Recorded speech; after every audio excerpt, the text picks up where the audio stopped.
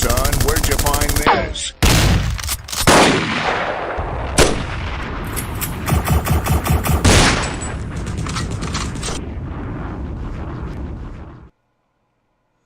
We're in the building. We're in the building.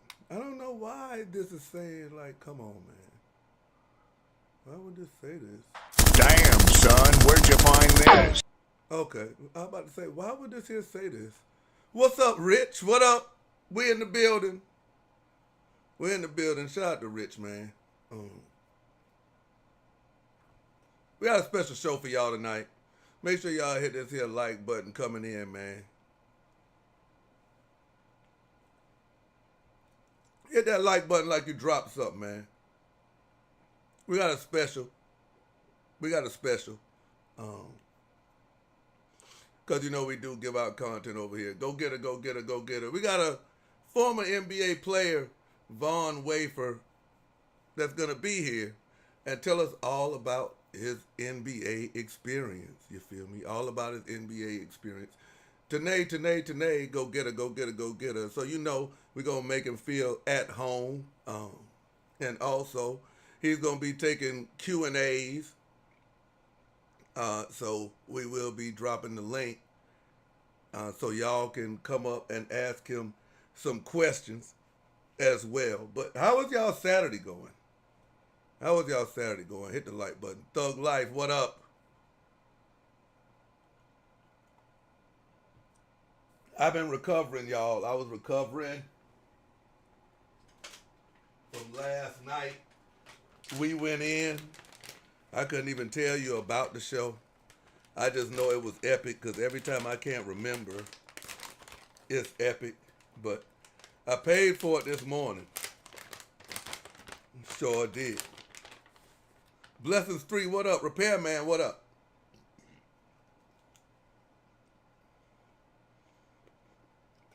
But I told y'all I had a surprise for y'all. Here it is. As y'all know, and the moderators will inform y'all during the course of this live stream that we're not monetized over here. So we appreciate the tips and all that because that keeps us going through this YouTube shit. But we got former NBA player Wafer in the building.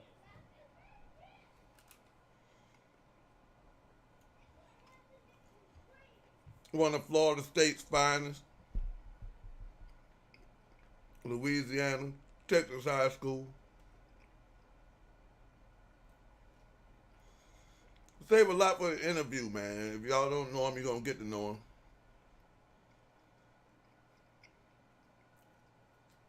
And like I say, he will be taking questions.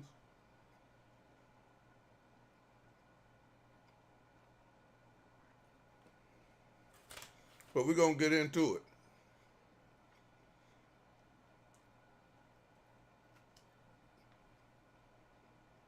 We're going to get directly into it. Shout out to Blessings 3. Put that grill on. Like I tell you, hit the like button, man. Hit the like button like you dropped something.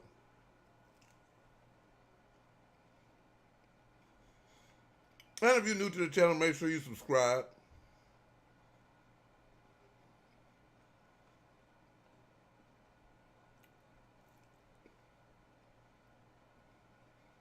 Make sure you subscribe.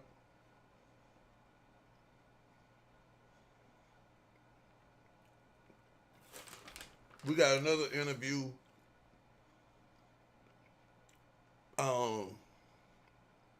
Right after Thanksgiving coming up. Y'all gonna love that. Prime time, what up?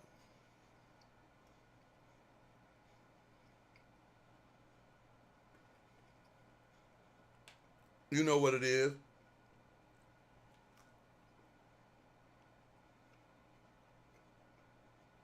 I'm just looking at some of the comments from yesterday. Yeah, I don't know what's wrong with these people.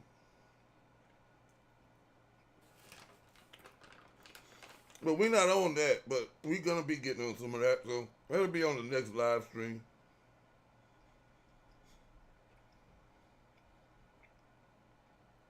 Prime time, what up? What up? 415, what's good? Get in the building, get your seat.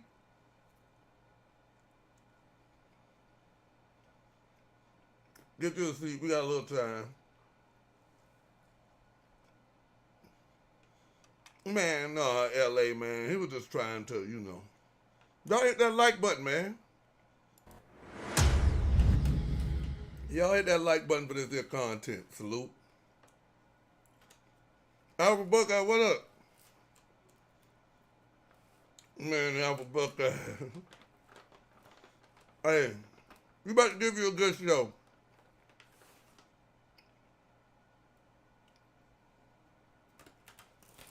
Big Greg, what up? Yeah, we about to give you a good show.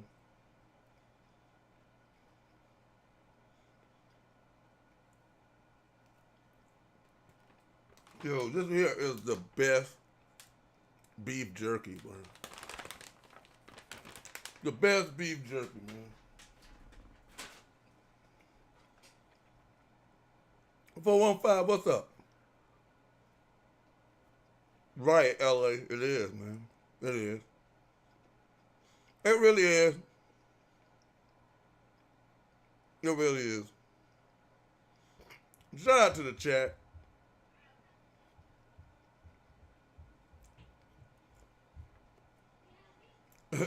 Hey, Rich, as long as we know where the real at.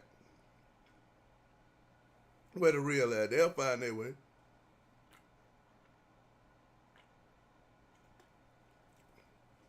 Or catch the playback. We lit.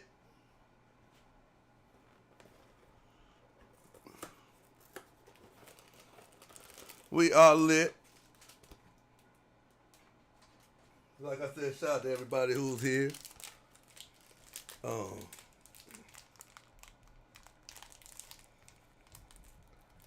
Get your doobie. Get your doobie, man. If you stream all night, if you work at night, if you suffer from screen fatigue, all that type of stuff,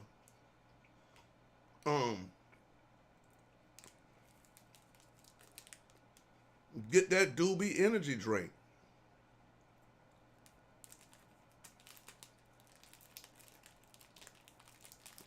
Right, put that grill on. Alpha Buckeye, it is. It is. It truly is.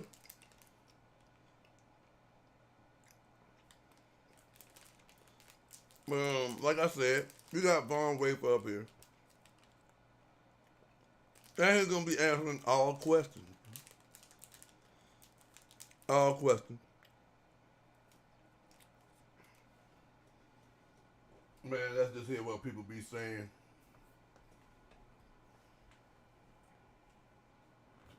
People just be talking. But, like I said, be better. Shout out to Doobie. Because we got a lot going on, man. It seems like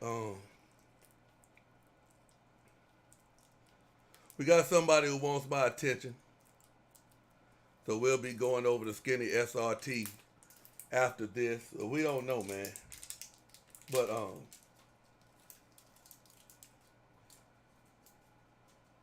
our guest tonight, we are gonna support him over here, okay? We are gonna support him over here because y'all gonna see after this here interview why. Y'all are gonna see after this here interview why. But yeah. Doobie, what is you doing? But what does Doobie got in here? Doobie, what did you got in this motherfucker? You got another pack? Oh. Damn, Doobie, you selling some motherfucking shoes. Shout out to Doobie. When you get that Doobie, make sure you don't think it's no extra pack.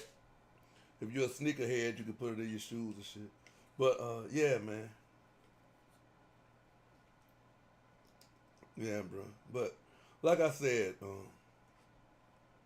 shout out to Doobie. They get you where you're supposed to be. Yeah, he was drafted by the Lakers. Put that grill on.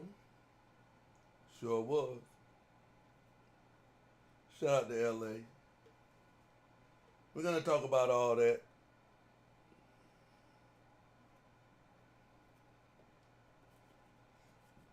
But go and the link is in the description if you need your doobie. Hit the link and you're gonna get some money off. 10%, matter of fact. And Black Friday is coming up over there as well. As well.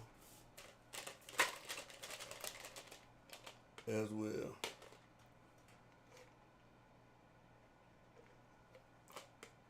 Yep.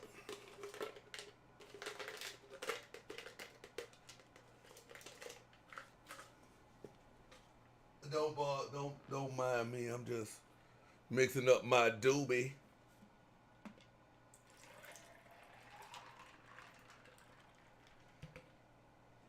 Yeah, just mixing up my doobie, man. With that Body Armor sports water. Body Armor, you need to get at me, man. Doobie got at me. Shout out to Kobe Bryant. But yeah, y'all share this, man. We live. We live. I see you, Rumble. We live. Share this. Actually, let me share it.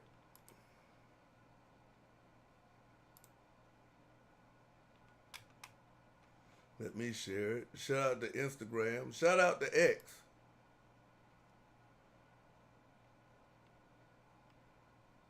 Share it. And again, this is for y'all, man. This is for y'all, man. Tips are appreciated. And all of that.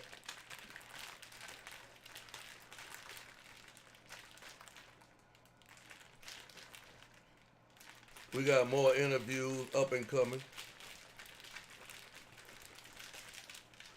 Yeah, man, I've been on that. I done rolled me a doobie.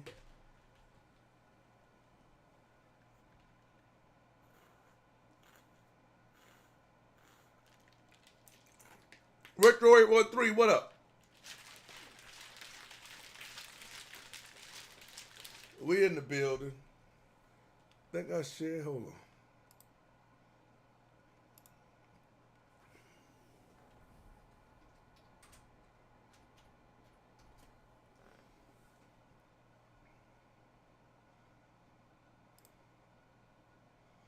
If not, it's up now. But yeah, we're gonna get to the bottom of some of the stuff that we've been thinking about, and we need answers. We need answers. So hit that like button.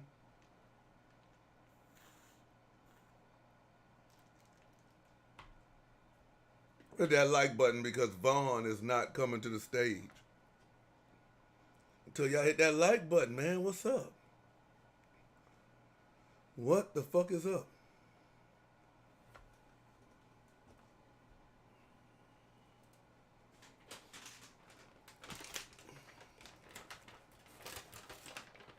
We got rich niggas in the building.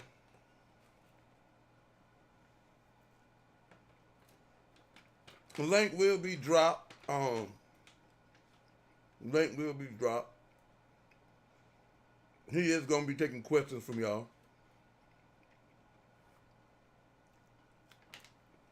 Appreciate that, go-getter.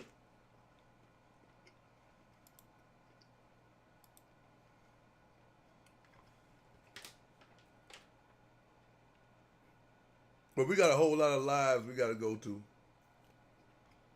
We got a whole lot of lives that we got to get to. But yeah, go-getter has pinned the link. And if maybe you don't want to hit the link and you want to ask a question, hit the donation link that go-getter got. If you don't want to put your real name, you don't have to.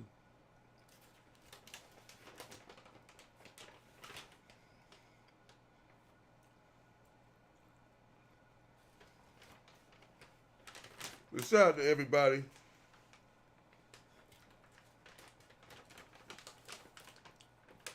Shout out to everybody. This is an interview that has been a long time in the making. You know what I mean? And there's a lot of stuff that I didn't know about Vaughn that we know now. So this is gonna be a dope interview. And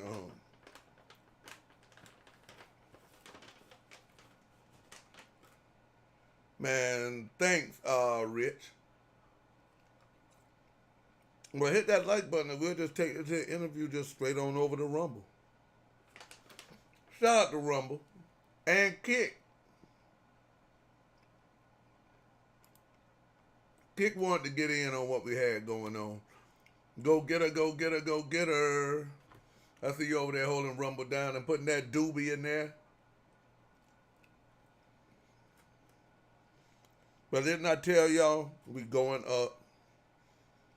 All low-level people will be discussed on, hello! Will be discussed on, Skinless in the Attic, Skinless After Dark, the Skinny Syndicate. Subscribe up to them. Appreciate that, Big Greg. He says salute.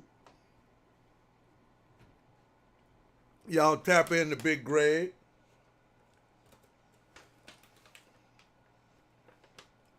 Alva Booker, are you crazy? We're going to talk about that.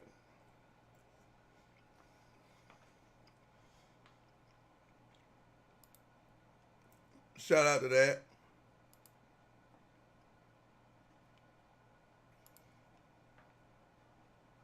Look at,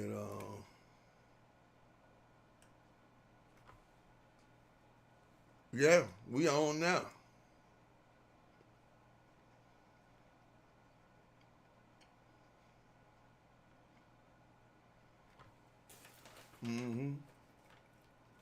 So shout out to Twitter. I'm killing this beef jerky. If you're a wrestling fan, Will Ospreay is AEW. Crazy. I don't know why he would do that.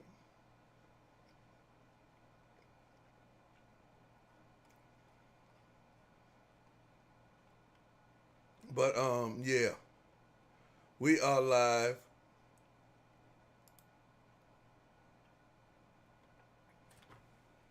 For real.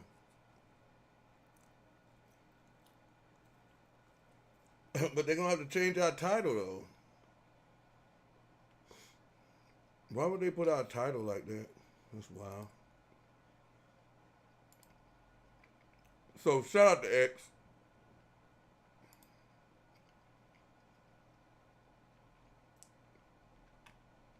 Shout out to Instagram. Shout out to Kick. And yeah, I think that's it, man. I think that's it. Let's get back over here to YouTube, bro. Okay, y'all hitting that like button now. That's what I'm talking about. Damn. Damn. The likes exploded. The likes exploded. Okay.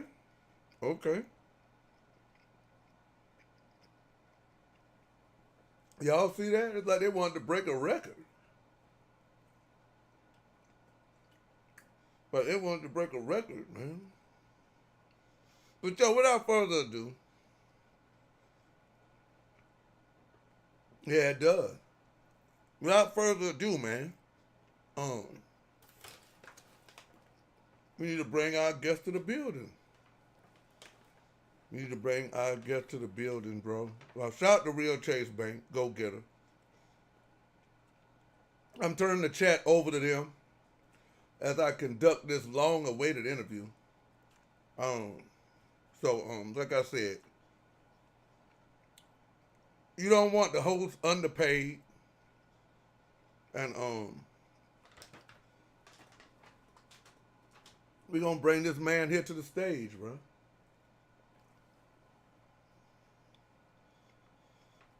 Yeah, Teach. I guess Teach. But y'all continue to hit the like button. I don't know. It don't even really matter to me. The people who say that, they be the ones doing it, I guess. It don't really matter, because if it is, they'll be dropped off. They'll be dropped off, but y'all continue to hit it.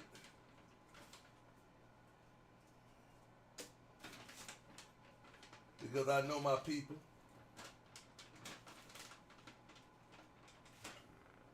So y'all can welcome Von Wafer to the stage.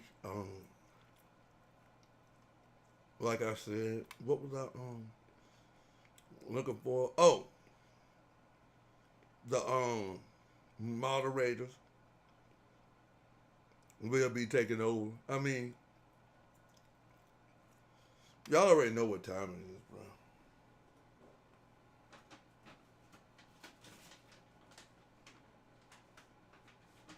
But like I said, we working over here. Reggie Reg, what up? So, I know y'all gonna enjoy this, because I'm going to enjoy giving this interview to you. So,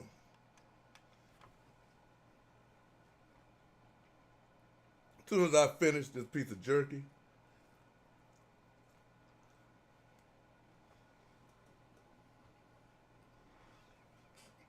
we're gonna bring Mr. Wafer to the stage.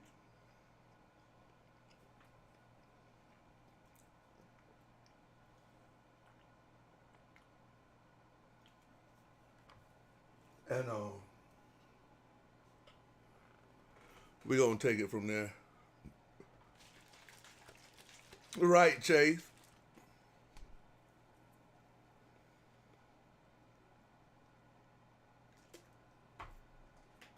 So yeah.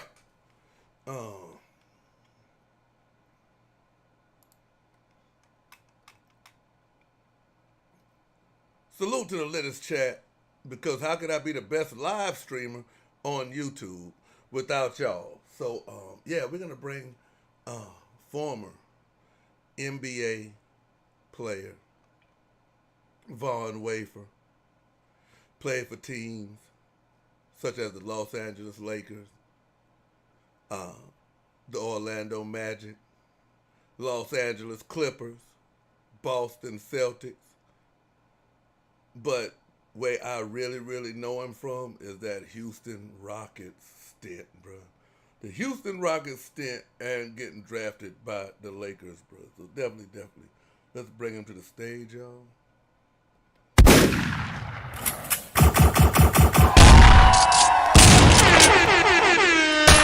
Damn, son, where'd you find this?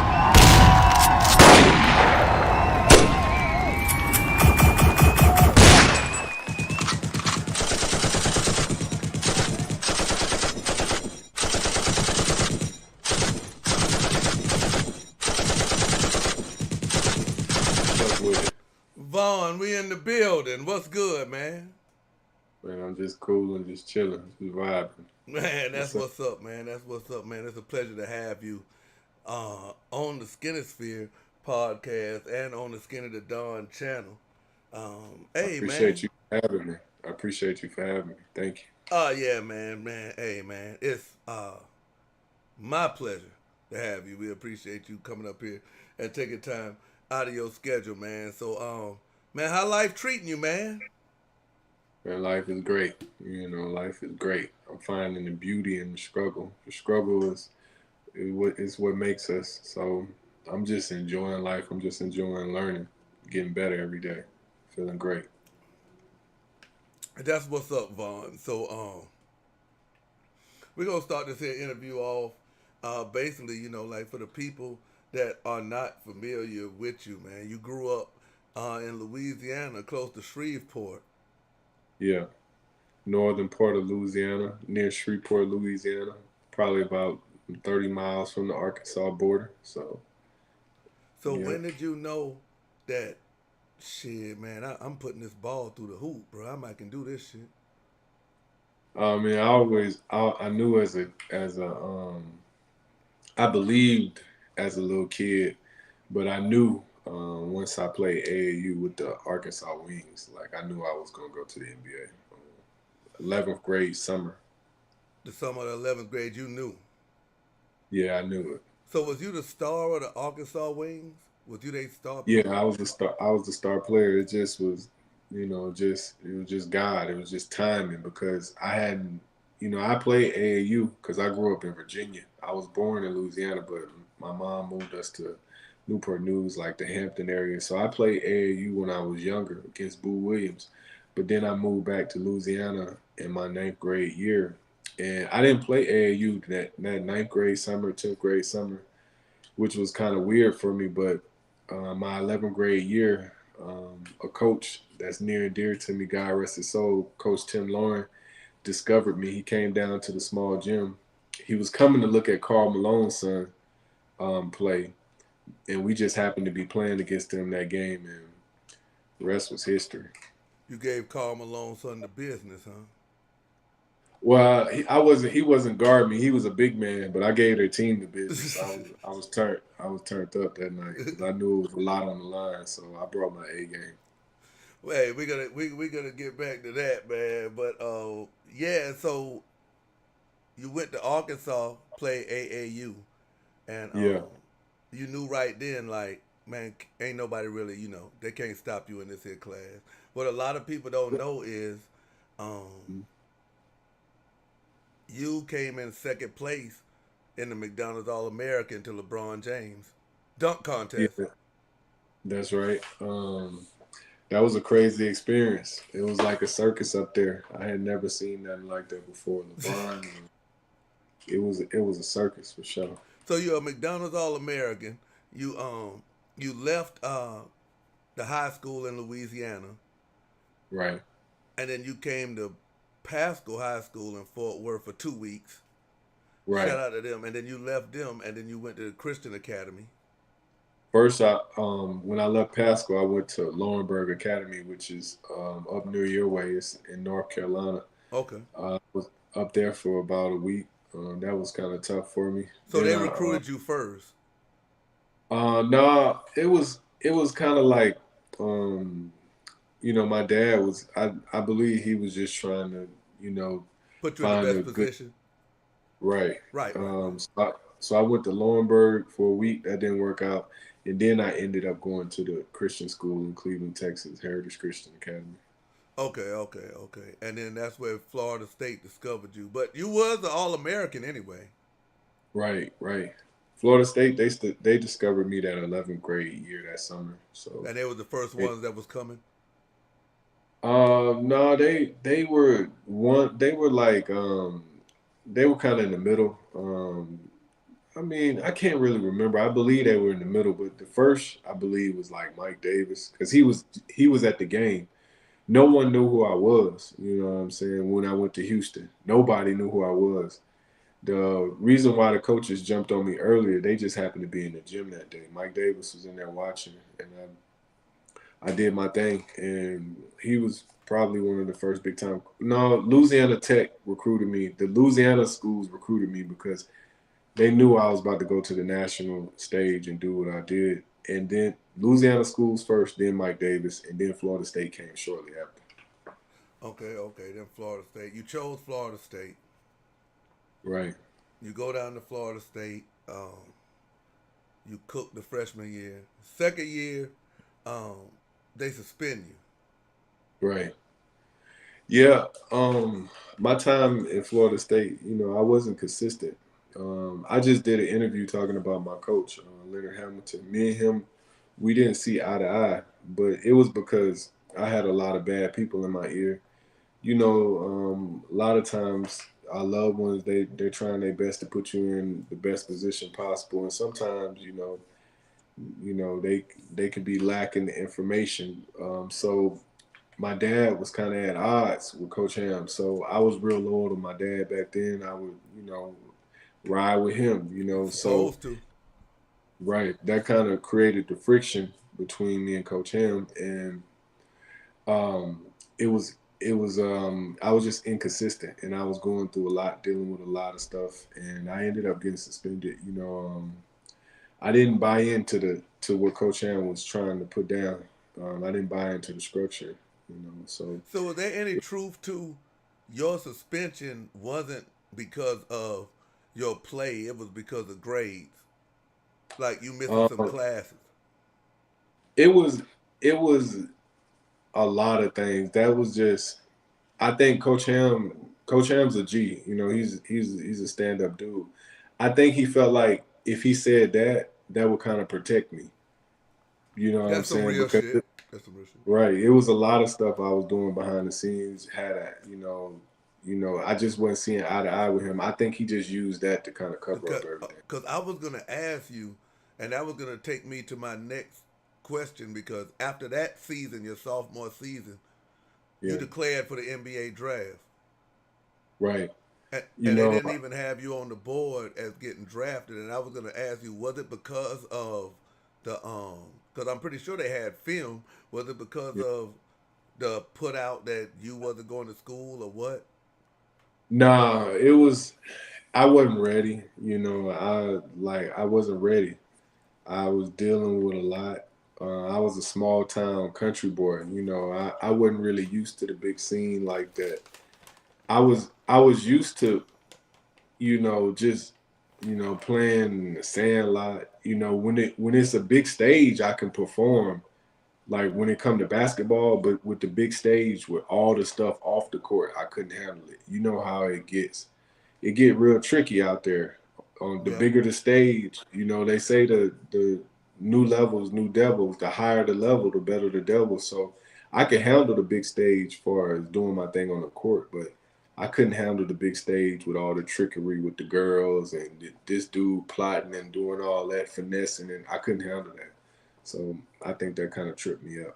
I think that's why I slipped into the second round. But if I could have had the understanding, and had the could deal with the off the court stuff, I would have went, I believe, top 5 in the draft easily. I'm about to get to that because even in your sophomore year when you declared, Yeah. they had to take you went head to head with LeBron James in the McDonald's All American game, Right. and then you went to Florida State. So people watching you, you declare for Right. the draft, and you go and work out for Phoenix, Right. and you bust Jan in the nose for playing too much. You want to talk about No. Jan? No. Is he from South Carolina? Jan is from Germany somewhere. So you know how big he is, right? Yeah, yeah, he like a So dirt so runner. he ain't nobody that's just gonna let nobody mess over him like that, is he? No, but you So hit him and walked off the court. no, that was all fabricated. Me and him we was going at it. Yeah, I was out there on some like killer be killed type vibe. So like I was like in that mode. We trying to get drafted. So we were going at it. It was a loose ball. So I was diving on the floor and everything. Like I was out there trying to get to it. So the ball went and I was just running to try to dive it, and we kind of collided, but somehow I knocked him to the ground. I mean, he pretty stout, but no, I didn't punch the dude and so walk that off. was exaggerated That was very exaggerated. because we never You heard know. from him again, and you got drafted by the Lakers. So I was like, yo, that's a good thing. I didn't know if y'all was working out for the spot, but they said that Nah, um that your somebody with Florida State ties that was up there recruiting saw you and was like, yo, we got to get this guy. oh yeah. Nah, I didn't punch anybody. I'm not. Oh, I don't. okay. I don't start. I don't start. I just try to finish it. Okay. But yeah, we never heard from him again. I don't even think he got drafted. No, no. So poor Jan, what's that nigga's name? Jan, yeah. We'll holler at you, man. But you get drafted by LA, Yeah. in that draft class, and I want to say some names to you, man, Mm-hmm. because I don't think the people out here understand what's going on. So I'm gonna say some names to you real quick. Um,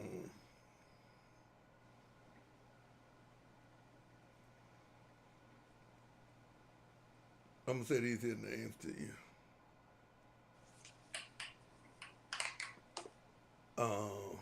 Because this here is a shame.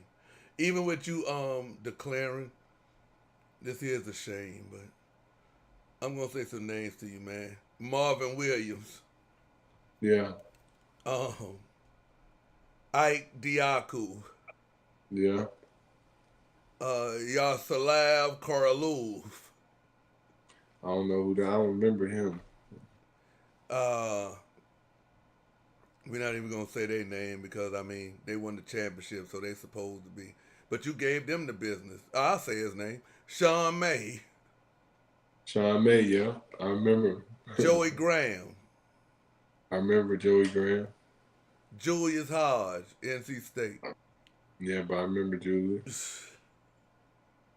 Ian Mocking Me. I don't know who that is. Don't even know who that is. Yeah. Daniel Ewing. Yeah, I know Daniel. What to do? Ronnie Turioff. Yeah, teammates. Travis Dioneer. Yeah, shooter. Now, all these people who I named got drafted before you. Right. Some of them you don't even know who the fuck they is. You know what I'm saying? Martell Webster. Yeah. He got drafted number 6. Right. That dude, Ike Diagu, number 9. Yeah. These here are the names that you were seeing getting picked off the board before you. Even though you're a sophomore, I always call 2005 the point guard draft because you had Darren Williams, Chris Paul, and Raymond Felton back to back to back to back. But after that, I was like, man, come on, man, what's going on? So to the point where you dropped to the second round and got picked by the Lakers, and I was like, all right, that's what's happening. So in that draft, I just named them names. Now today, you knew what you was. You was a McDonald's All-American.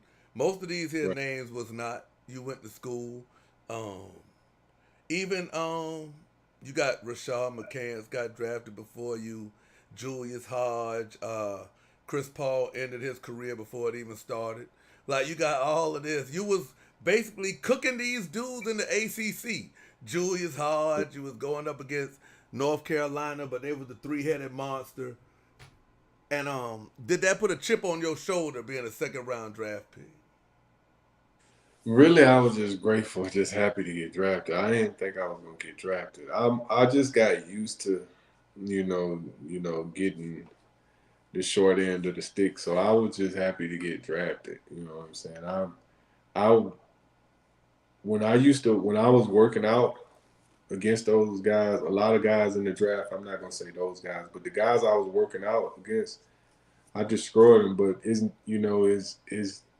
I think I had the baggage. So, now that I'm older, I understand it. But back then, I was just happy to get drafted.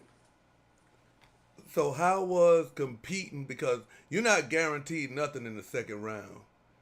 Right. So you went to the Lakers, and then you ended up going, getting put in the G. It's called the G League now, but back then it was the developmental league. Take me through you getting the call. Yo, we're gonna use our pick, man. Our second pick in the second round. You're gonna be a Laker. Yeah. I never forget it. I was, we lived in a town called Homer. We had a double wide trailer. I was in the trailer. My dad, my stepmom, my high school coach was there, and my stepbrother, and we were watching the draft. And they got to like the 35th pick. My agent called me. He called me. He was like, "The Lakers gonna take you. They guaranteed it." I just started smiling. I didn't tell nobody. I just started smiling. And then they said, with the 39th pick, the Lakers select Von Wafer, I couldn't believe it. You know, it was a It was feeling. lit. It was lit. It was a feeling I'll never forget. So was that like your team growing up? Like, man, if I ever, you know what I'm saying? Um, Growing up, I didn't really have a team, but I just idolized like Kobe. You know, I used to like try to do his moves when I was in high school. I didn't really have a team, but Kobe was like my favorite player. Think that was everybody's favorite player in his day. So Yeah, and that yeah. So you get drafted by the Lakers. So you go yeah, there, and what was it like? What was the culture? Um, because you got injured, I think. yeah.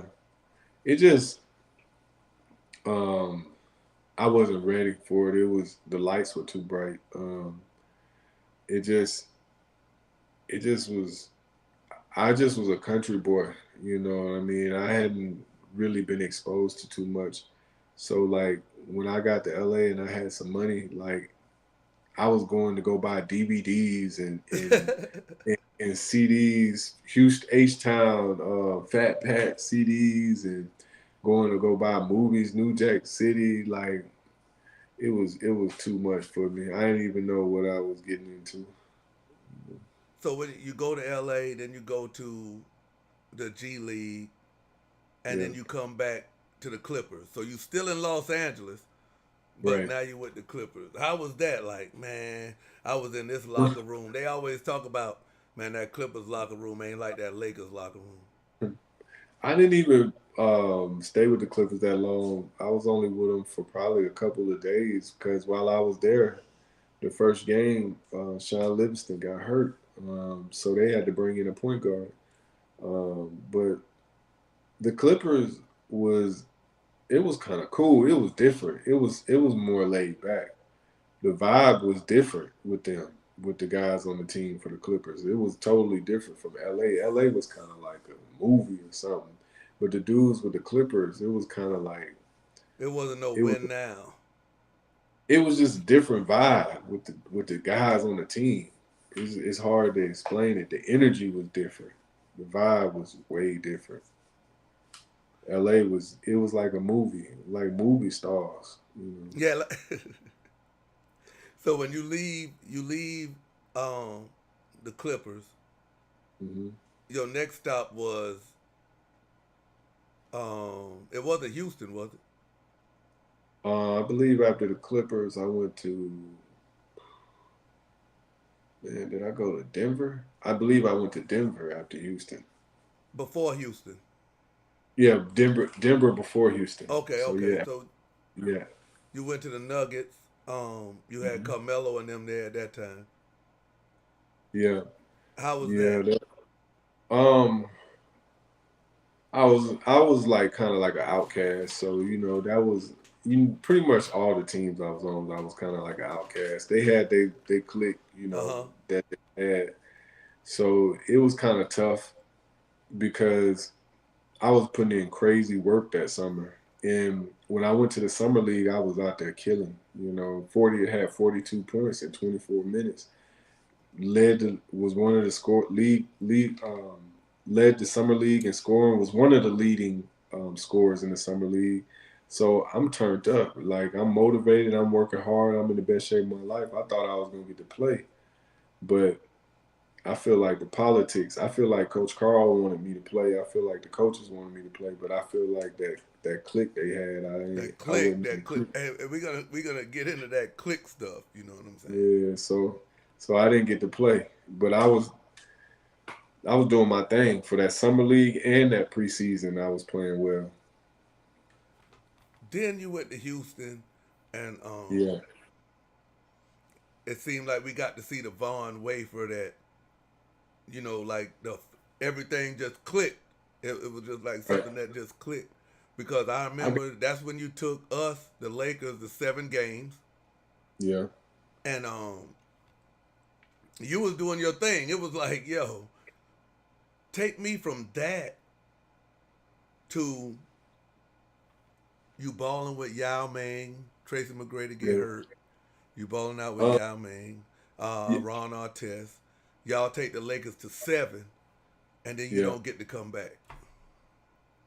Yeah. The reason why I was so successful in Houston because Yao Ming was one of those superstars that wanted to win. He wasn't on this, click stuff. He like, listen, can the guy play? Yeah. He just wanted to win. He wasn't with all the politics and all that stuff. He just wanted to win. So when I got an opportunity to play, I got Yall's blessings. Like when you get on a lot of those teams, if you don't get the star player's blessing, you're not gonna get to play.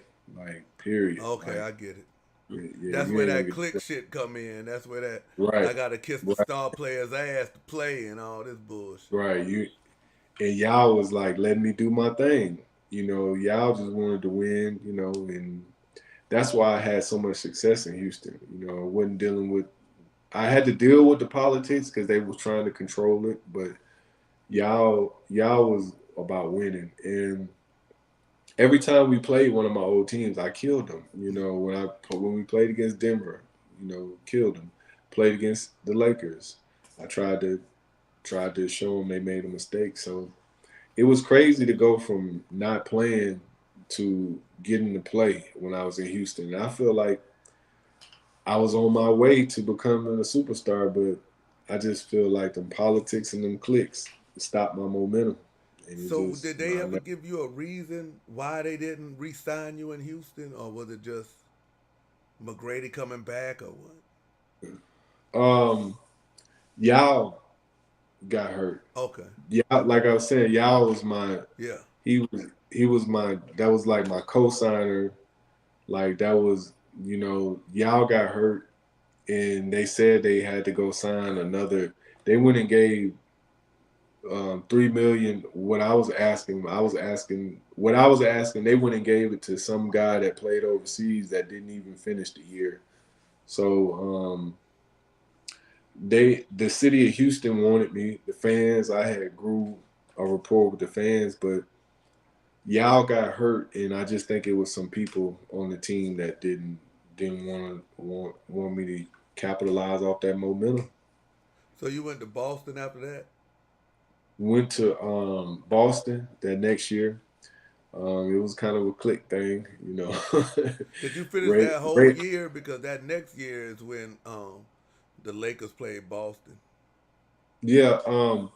No, I got there. The Lakers played Boston the year.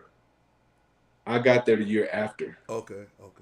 Yeah. So when I went to Boston, it was kind of difficult. But Ray Allen was a stand-up guy. So, Ray Allen showed me the ropes. He's the one that really taught me about hard work, professionalism. So Boston was a unique experience, but I'm glad I went there because Ray Allen, I learned a lot from him. Yeah, I heard a lot about like Ray Allen didn't like do the click thing. He basically like stood off to his kind of like, standing on business, but his talents allowed him to stand on business, where he ain't had to click Right. up.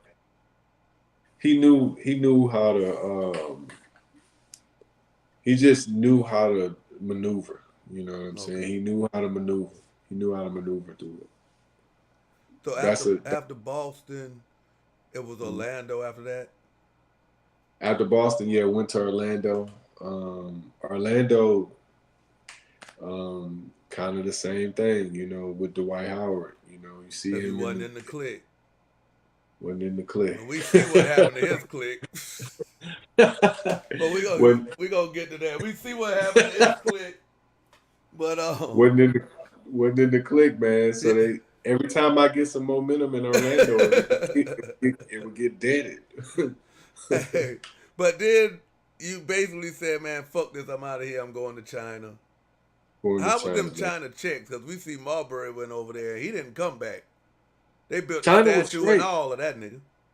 China checks was straight. They was straight. I can't lie.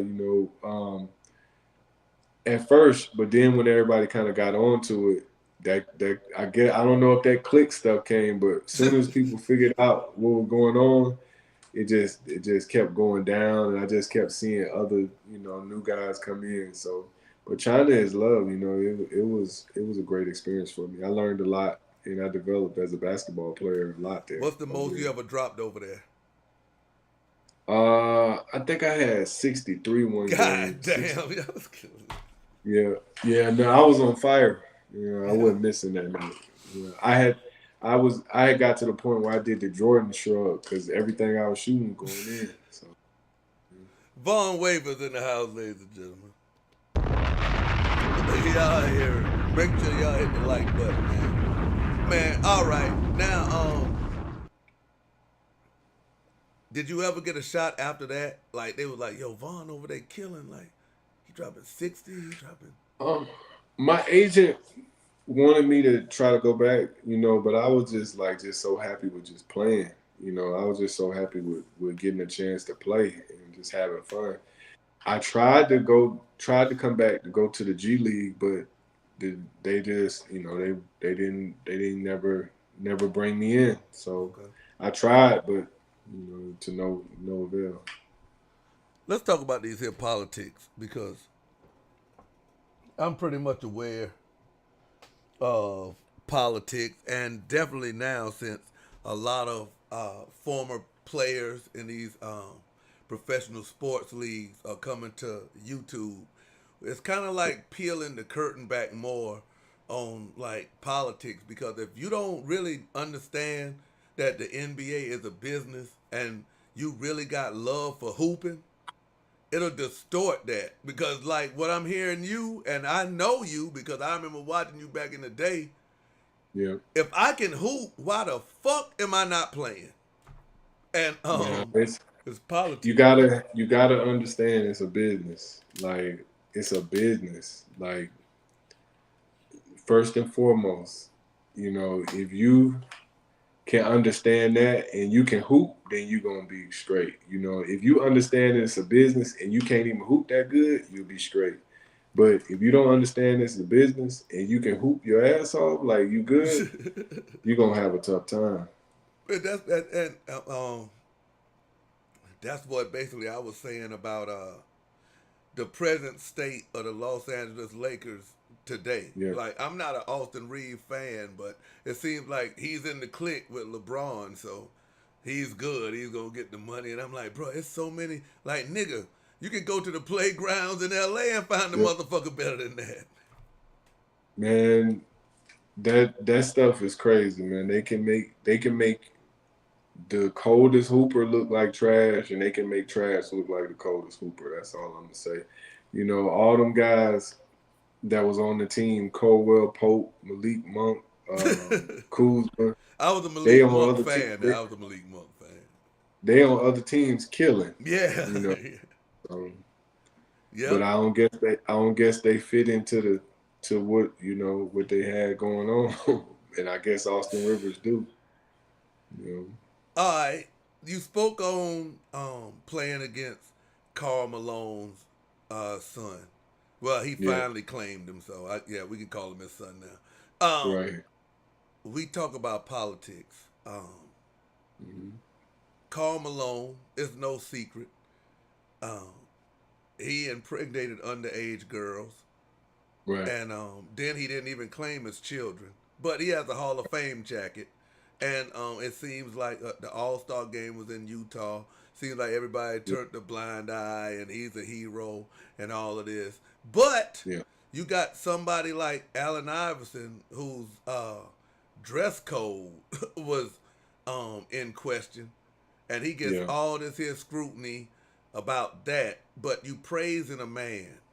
How do you feel about that when it comes to politics? Because Karl Malone really should be in the jail cells. Um, I don't think AI would conform. Like, I don't know, with Karl Malone, I don't know. You know, is the Karl Malone is actually a touchy subject because we got some kind of like some family inner workings like where I'm related. We like it's like Yeah, the he down your bloodline. way. Yeah. Yeah, the bloodline. We kind of so it's a touchy, but I don't think AI would conform. And Okay. I think they wanted him to conform, and he wouldn't. So with it being a touchy subject, you pretty much kin like on the mom side. I don't know how it is. I just know someone that I'm related to is related to some of his family. Okay. Yeah, Okay. yeah. Yeah, we definitely don't want you talking against your family, but the You know, politics. it was a situation. It was a situation that happened. Like, you know, I was talking about the situation that just happened, and you know, because I had some stuff going on. Everybody was treating me like, you know, the villain. They treat me like, you know how it is. You know they, but you know, it's crazy how that just happened like that. You know, it's crazy, but So they yeah, was treating you like the villain. yeah. So I just said, you You know, was like, man, look at this guy. yeah, it was some stuff going on down in the country, and you know, and I was just people were looking at me like I was a psycho, and I had to kind of bring in a demonstration of what led me to think that something like that could happen. Okay. But you know, people don't they didn't take too kindly to it. Oh, so they basically was trying to label you a psycho in Louisiana because of some things For that you was doing. mentioning it, Oh, for just for even mentioning mentioning that, like, yo, man, this is some fucked up shit. right. Oh, and they was like, yo, hold on, man, y'all might be kin. No, they just Because I just don't mind mentioning it. You know why I don't mind mentioning it, man? Because yeah. when Magic Johnson got diagnosed with HIV, here come Karl Yeah. Malone motherfucking ass. The first motherfucker up, they talking about, oh, I don't want to play with this man. I don't want to get cut and end up getting that. When, bruh, like, you was running up in underage girls. Man, And you're not claiming that your kids, nigga. Louisiana is. I made a post on my YouTube. You know, Louisiana is just. It's, You they know, about that life. That's they life. That's what they it's about. nah. It's just a weird place. It's like when you try to do right. You know, like you know, people gonna attack you when you try to speak Okay. the truth. So Oh, basically you saying Louisiana, like when you try to stand on business and tell the truth, they'll attack you because it's pretty much like, nigga, we stick up for Louisiana down here. they gonna attack you because it's a lot of bull crap going on. Okay. So they don't like for you to uncover stuff. They like for things to be smooth and the rock highs rocking. When you speak against it, you know they're gonna attack you. Hey, so you went down to Virginia for a minute, Yeah, and one of the Virginia natives right now is going viral, Joe Smith. How you feel right. about that story, bro? Because I'm like, Man, first I was like, man, is this here cap? Because I don't know no man who just gonna let his woman just, do him like man, that. Especially like that, Joe Smith was a former #1 NBA draft pick, and to see him right. looking like this on Vlad, like he on crack, like one of them crackheads who used to be good and show up to the court. His lady Yeah, dogging him out. She was a porn star. Speak on that, man. man. I was gonna do some YouTube. I was gonna make some content about this. The thing that's kind of blowing me is how calm he is. You know what I'm saying? Like that dude, like he might be a certified gangster because like he ain't get mad. Like that's what it's like. He either a certified gangster or they playing on us. Cause like this dude just staying calm the whole time. He did the Vlad interview, so I don't know what's going on with that, man. I I don't can't think he's read it. no certified gangster, bro. And I don't think that. Just I, to be calm like that, I think that they playing. I think they playing on us got to be, because, like, got to not be. only that, she goes and gives Cameron a massage Right. live on their show. I'm like, Joe Smith, what are you doing, man? But nah, I don't feel like Joe Smith's a gangster. I feel like he's broke, and I feel like they probably was in the middle of probably divorcing anyway, and she Yeah. probably was just like they probably came to a conclusion like, shit, since we about to split anyway, let's get this money. Let's go viral or whatever. Let's try because like he fucked up, and I want to talk to you about that because Yeah. this man signed 3 1 year under 3 million contracts. His Right. agent should have been shot. Man, I seen the Vlad interview. They were saying somebody had an $86 million contract, On but the end. it got messed up. That's tough, man. That's tough, He was man. the I don't know former what's number going. one NBA draft pick, and now he Bro, is I don't on know. here to butter everybody's jokes. I don't know what's going on with that, man. It just seem it don't seem right. It don't seem right, man. It don't. I don't know. Do He's you just too believe it's a calm. real story, or do you believe it's I don't know. He too calm for me, man. He too calm. He too calm. To me, I just feel like he broke, and hey, it happens to the best He's of us. still he's still he's still hella calm.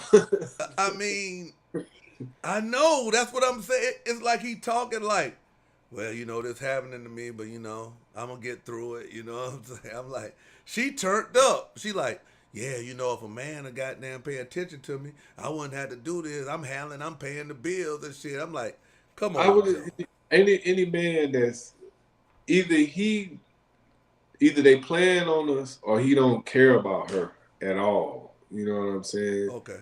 For him to not get, She said he was paying not attention to somebody else, but well, then it's gotta be something that they not telling us. You know what I'm saying? Because he too calm. And then she went on the bus with the little dude. It's getting to the point where it's looking like a promo run. But I don't know, man. Like it's definitely a promo run. I'm gonna say that. It's definitely a promo run. Cause I'm pretty much thinking she'll be on Vlad next.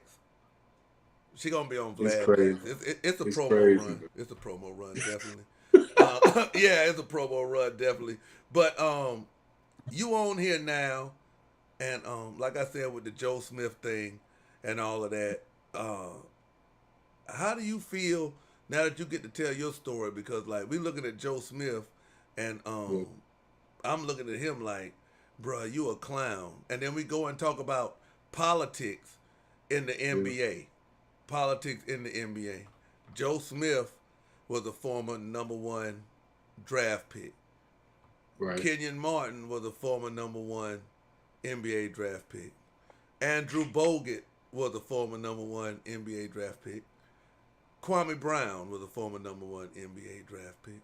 Now, Yeah. out of all four of those, none of them were superstars, Right. but the only one in that group that's considered a bust is Kwami Brown. Now, I don't understand that because Kwami Brown is on the internet, he's on the YouTube, but I don't see him out here down bad like Joe Smith. And I think that Yeah. the only thing that Bogut has over Kwami Brown is the championship with Golden State. And I mean, Keon Martin, he done did it. I mean, bro, you have been in the big three overseas, Yeah. the China and all that. Like, why do you feel Yeah. is that? Was that just like a scapegoat situation? Um, I think they calling him a bust because Michael Jordan picked him. You know what I'm saying? And I think that's adding a lot to it. Because it's like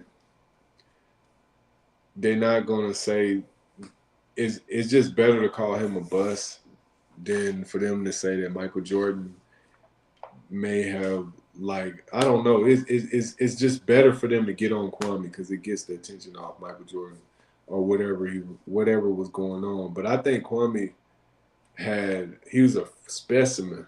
I just think he never, when he first came in the league, when you the number one pick, you the franchise player. Like every number one pick, when they come in, they the franchise player. And I think that messed him up. If they would have came in and just ran the offense through him and would have just made it all about him, I think he would have had a totally different career. But he came in the league playing with Michael Jordan. That's tough. And you only 18? Yeah, Michael Jordan, the franchise. Right. So I think his situation, there's never been a situation like that where a number one pick has had to come in and play with arguably the greatest player to ever play. So he trying to win. Mike trying to get to the playoffs. This is his last year, so he ain't got time to develop you. So I think that's a lot of what happened to Kwame early on. A lot of people don't talk about that, and I just feel like they just had to put it all on Kwame. They're not talking about him coming into a situation being the number one pick and them not putting the offense around him, when that's what you're supposed to do. They're not talking about not developing his skill set and playing off his skill set for the team. They're not talking about that. You know, they just had him rebounding and doing putbacks. You know, he need the ball on the block so he can learn how to play. So I think it's a combination of a lot of things. So the other number 1 draft picks, they got that treatment. Kenyon and New Jersey drafted him, right? Yeah, New Jersey drafted him. Kenyon came into a situation that was different. He was on a team with a point guard that was pass first. Oh yeah, J Kidd, yeah. So Kenyon was catching lobs and like you playing with J Kidd, like that's But I mean, they they still actually built around him to be the franchise though. Like they were like, they didn't. He got those are two different situations. He was like they utilized him to his strengths. okay. You know, they put him in the best position to be successful. Okay. Kwami was just like, just get down there and rebound and do that. You know, Yeah, they just wanted him to be like a Rodman. Kind of something like that. You know what I'm saying? If that, like a Robert Parrish or something like don't score the ball, just rebound and put just back. whatever you get off the glass. And you gotta look at the difference with Kenyon. He was a grown man. He was 22. He was 4 years, right? 3 or 4. Yeah. Yeah. And Kwame, an 18-year-old coming off of microfracture surgery. Right. So I think the Nets, they played to his strengths. You know, putting him in the pick and roll, throwing him lobs, running up and down, and then you playing with J Kidd. If you can't score playing with J Kidd, you can't score. And then we know that Bogut, they basically, made him the franchise man in Milwaukee. He got injuries, stuff like that, but he was able to resurrect his career later.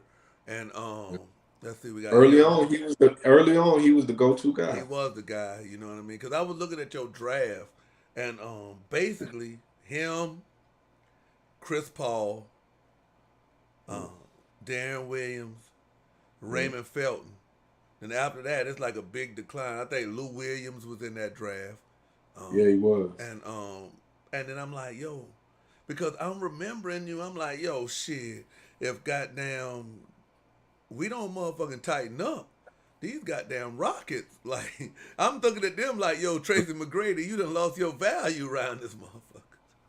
Yeah, we was trying to. I felt like we were gonna win. I was already turned up because they had cut me, so I was already motivated. But y'all got hurt. That was. So let me ask you this though. Let me ask you this here, Vaughn. Was there any way possible would you have to let your wife post on Instagram that you and her was arguing about the OnlyFans? Only way we playing, we hustling. I'm talking about why she telling you like, yeah, I'm recording you, Vaughn. If you could do bro, like if that wasn't, I don't understand what it is, bro. We already seeing the Will and Jada, and now we seeing the Joe Smith. It's like it's trying to emasculate men. Like this was this wasn't just no NBA player. Like that nigga Joe Smith was Mr. Maryland. I remember that's ACC. You know the ACC history. You know, and the Joe Smith was like the nigga who came behind Len Bias. Man, that I wouldn't have been able to be calm like that. But watching him go through the situation, if that was to ever happen to me, I would be able to handle it because I seen it. I would be calm. Man, shit, I ain't gonna say that. Hey, man, that nigga Joe Smith, man, they in Virginia now still? I have no idea. I don't know. Man, I'm talking about just looking at Joe Smith, bro. Like, man, he is not no gangster, man. Joe Smith look like the dude right now, like, hey, Joe, you still got that jump shot? Like, he just hanging around drinking a beer with niggas. He looked like he'd get crazy, man. You know what? He look like if you really get him fucked up, he'll get stupid. Like, he don't fuck with nobody, but if you fuck with him. Right. Yeah, but that's why I don't understand, bro. Like, when she said, yeah, I'm recording you, it should have been over right then. Like, man, what the fuck? I think they playing. I don't think, because if that's his wife, because some interviews I hear him say, I still love her. We gotta talk. Then he should be going to see Cameron. Then he should be trying to find out where they sat at, and he's supposed to be sitting there waiting for them niggas to get to work one day. I don't know why. I don't know why Cameron did that. I don't know why. Yeah, that was some bullshit too, though. But I I mean, don't know hey, why. Unless they all in on playing. it. Yeah, like yo, Cam, man, Yeah. we gonna goddamn make this shit blow. Cam and I don't and think Mace so. I were- think that's just Cam. Like, shit, if you don't respect the nigga, shit, come on through. Like, we make this shit go viral. Cam and Mace, they doing some big things Yeah, shout out to Cam and May, especially with them for sure. squashing the beef and then coming together, getting that money, getting deals and shit. Salute to them, man. But you went viral recently Yeah. about the NBA, and it's a topic that we over here have been trying to tackle. It's a new topic, but Yeah. homosexuality in the NBA, and you basically spoke on a situation because you see what's going on with Dwight Howard now, and Yeah. you basically spoke on a situation when you was in the league.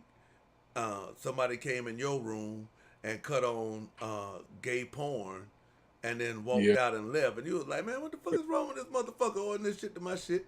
You show up to practice the next day, you let the fellas know, and then they look at you crazy. So is that Right. part of the politics? Like, these motherfuckers like, yo, we know this nigga here like that, but why you outing the nigga? Man, I didn't know, but as I've gotten older, I think, that goes on more than people think. I think it happens. I think it's Do you it's think normal. or do you know? Because I mean, like, I know a lot of NBA I don't know. players, They be wouldn't like, let. it's the brotherhood. I think that whatever goes that on in messed the me- locker room, Yeah. it stays in the locker room. I think how I handled that situation kind of limited what they gave me access to. Nah, you know what So- I think happened? You know what I think happened, Vaughn? It's what you were saying this here whole interview. Like, you just Vaughn wherever you go.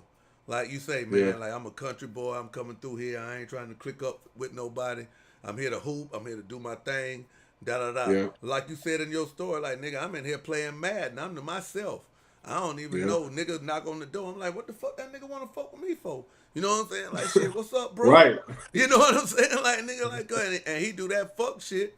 And then you like, ah, man, nigga over here, a jokester. And then you come to practice and everybody like, you getting the cold shoulder from then on out. And it's kind of like, oh, my man, like, and then you get to all these teams because I don't think a lot of people in the chat know. Like Von Wafer used to get busy. Like, I would say that you the equivalent now to you remember when Kyrie was drafted and they got like a little mini size of what he could do because he was hurt at Duke? Yeah. I felt like that was you at Florida State, but Florida State University is a football school and it don't really have the basketball cachet, but like I felt like that was I definitely agree. you know what I'm I saying? Your agree with first that. year and in the second year you was in the suspensions and all that shit, and then Yeah. you declared. Because I'm gonna be honest, bro. That 2005 draft was a weak fucking draft. That was the first year they had that rule in where you had to go to College a year. where you, yeah. So or was that?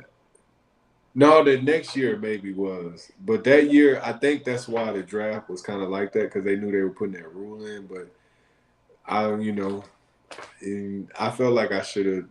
I was so happy to get drafted, but now looking back on it, I probably You probably very could've easily got could have been lottery. top 5. I feel like if I had all of it together. Top Easily. 5?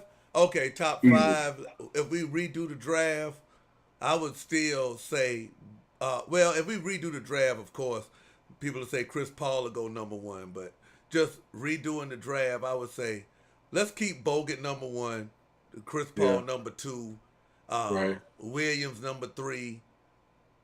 But after, like, I think it could be you and Felton 4 or 5. Well, you got Lou Williams too now. He get busy. Yeah. But I definitely see that you could have been in the top 10. You say top. I know you going above Sean I'm May. saying I can't.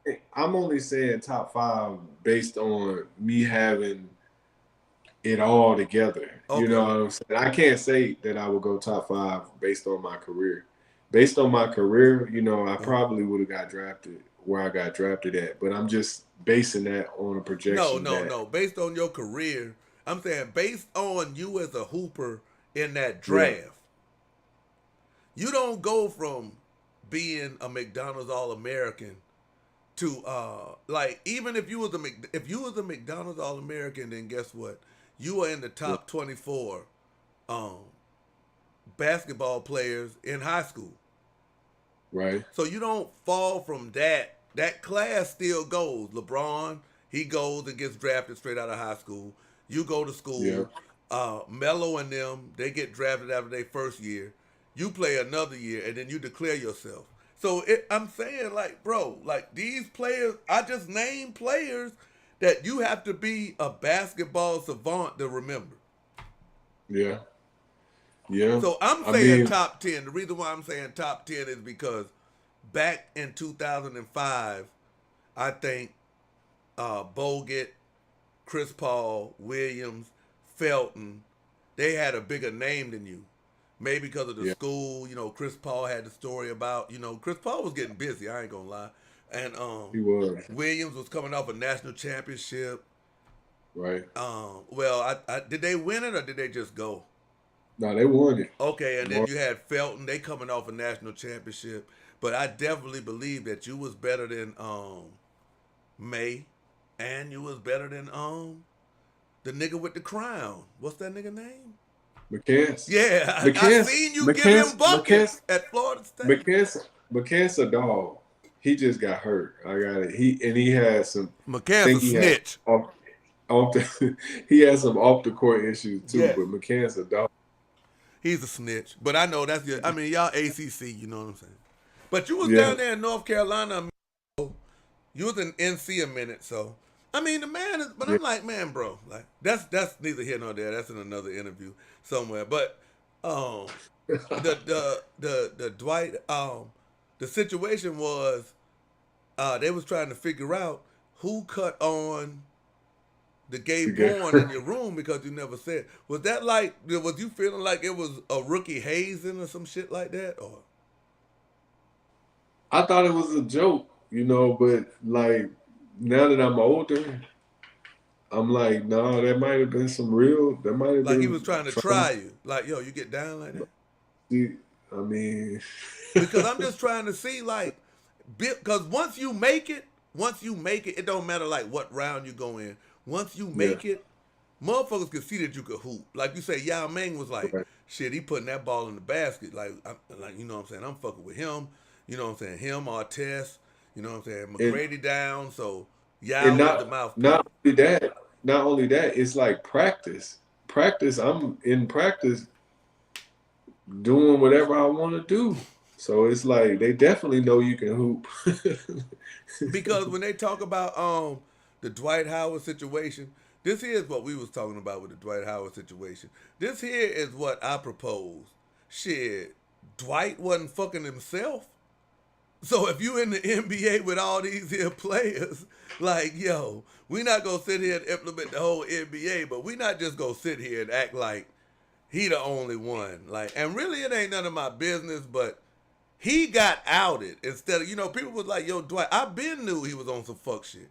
But I been knew he was a great player, but when I Yeah, seen him like checking I think motherfuckers nuts in Atlanta and shit, I was like, man, yo, Dwight on some bullshit. I think they were trying to give a wake up call, like y'all need to tighten up, and I think he just was an example because Okay. he all on Instagram sending DMs like you can't. So I think Hey, it was this like man a was interviewed. This man was sending DMs to regular transgenders you from can't his do from that. his stamped account. You can't do that. Can't. I think it was But like like a message they were trying to hey, send to but others. Vaughn though, but Vaughn, hey, ain't nobody gonna tell me, bro, that he like. Listen, ain't nobody gonna tell me as long as the NBA been around that the damn Collins twin dude was the first gay dude to come out. They not gonna tell me that, bro. No, the NBA know, those owners know everything. They know which one of the teammates sleeping with one another. They know who messing with whose wife. So I know they this ain't nothing new. They've seen it all. They know what's going on. They know who messing with who talking to who. Like it's just a part of life. If you look at the analytics, I don't know what the number out of 10 people. If it's 10 men, there's a percentage that are gonna be gay. Yeah. And that's just But Dwight Howard was like you said, he was just out there with his shit. Like I'm like, he was comfortable with it. fuck Dwight Howard, because you already said it wasn't him. And I thought that was, because like the low hanging fruit, you could have came on here and say, oh well shit, Dwight had came into my shit, cut the shit on, and you would have just went viral. Like they'd be like, oh shit, the nigga Von Wafer came through with this. But you kept it real. You were like, nah, it ain't Dwight. Let's alleviate this. So now Dwight, it wasn't Dwight. Dwight is the only gay dude in the NBA. No, but you had said superstar, so I guess that's why they went to it's Dwight. Some gay superstars. It's some gay superstars in the NBA. So like, listen, man. Hey, yo, listen, Vaughn. Hey, you went viral for this, right? So I wouldn't be doing my due diligence as a journalist if I didn't ask you, man. Man, who cut the gay porn on in your room? I'ma just say, man, they famous. It was a superstar though. They famous. They famous. The world know who it is. Are they still alive? Yeah, they still alive. Okay. As long as it wasn't Kobe Bryant. Then. They know who they are. So did Paul Gasol come in your room and cut some porn on?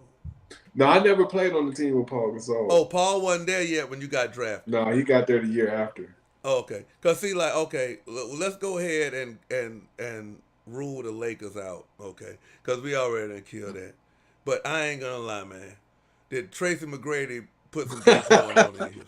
I can't. If I. It was Tracy. It was Tracy, man.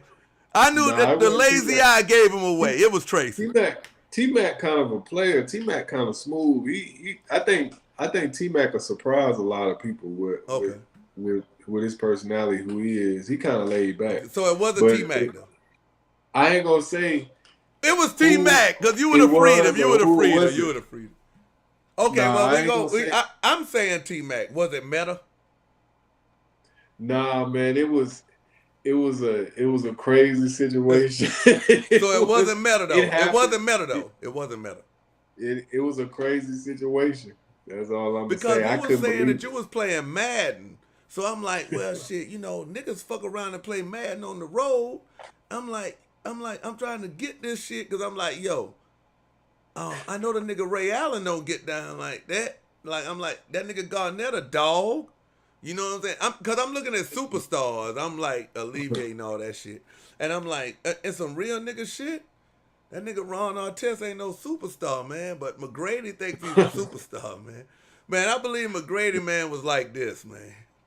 Oh. But you say he's a player, so we gonna leave. So was it McGrady, or you just can't say?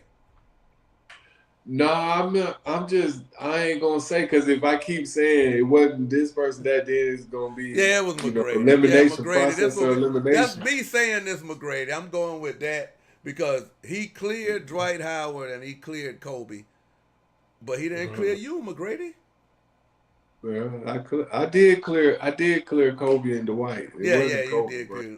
Shout out to Kobe. I'll just say that's all I say. It wasn't Kobe Bryant. It wasn't Dwight Howard. All right. That's all he's gonna say on that. We talked about what do you think about peeling the layers back on these celebrities? You see what Diddy's going through right now, and last night Diddy settled. They say reportedly, allegedly, gave Kathy $50 million to settle whatever the hell she was talking about. I think his brand is damaged. I think I ain't gonna say it's over with for him, because I don't like talking like that. But man, today and the times we in, you get caught up in them allegations. That's tough, man. People gonna distance themselves from you. You're gonna lose a lot of sponsorship, endorsements. And you don't give nobody $50 million if you ain't do it. To me, that's what I'm saying. That's just what I'm saying. Right. I mean, even if he didn't do it, I don't know. I think he needed to go away. I don't know how that even. I don't. This is deeper than just about the money because I'm pretty sure if it was just about the money, he would have been approached a long time ago. So whatever happened, maybe she. I don't know. That one's. I think we need some time to see what happens because it's like a chess game. Shit, I don't think we need no time. I think that motherfucker, cause like I know one thing. If I didn't R-word a woman or if I didn't beat up a woman, I ain't giving her no money. 50 I mean, million? you got to think about your brand. If some woman is coming out and they have some evidence or like that really happened. Like you A said, lot evidence, like it really happened. Then I'll pay the money. But if it didn't happen, cause so your brand gonna be tarnished either which way, like you say. Yeah, you're right. You're right. Because like people go, I That's a mean tough. me, I'm like, He keep getting caught up in that though. It ain't like so he don't even got no leg to stand on because this is like it's a couple of women out there that have these allegations, so I think, man, you just moving forward, guys got to learn from that situation. Don't put your hands on these women, man. You don't, because this day and age, you do that, your brand is gonna be messed up. It's gonna be messed up. So, and then we got the Tupac thing coming out around here now too. So Diddy and his name is in the middle of a whole lot of stuff, man. And yeah, man, he's under a lot of attack. He's under attack. So I don't know what that's about. With the publishing thing, people saying he was robbing folks. You know what I'm saying? It's a lot going on with him right now. I don't know what's going on. I think we're gonna see as time unfold, but it don't look good. It don't look good. It don't look good at all. it's crazy, man. We got Von Wafer in the building, man. We're gonna allow y'all to come up and ask questions. We're gonna let me drop the link for him, Vaughn. We're gonna allow if any of y'all got any questions for Von Wafer at this time. We're gonna give y'all a brief question and answer because we definitely appreciate his time. But Vaughn, where smoke is fire, man. That's And right. I'm like, yo, man, I'm not kicking out no 50 million. Like, I'm not kicking out $5 if I'm innocent because the story not gonna go away. You're right. You're right. Like everybody just gonna be like, But my thing is, I don't see how it even got to like they didn't approach him a long time ago. I believe they did. So I guess he just I don't know. You know what I think it is?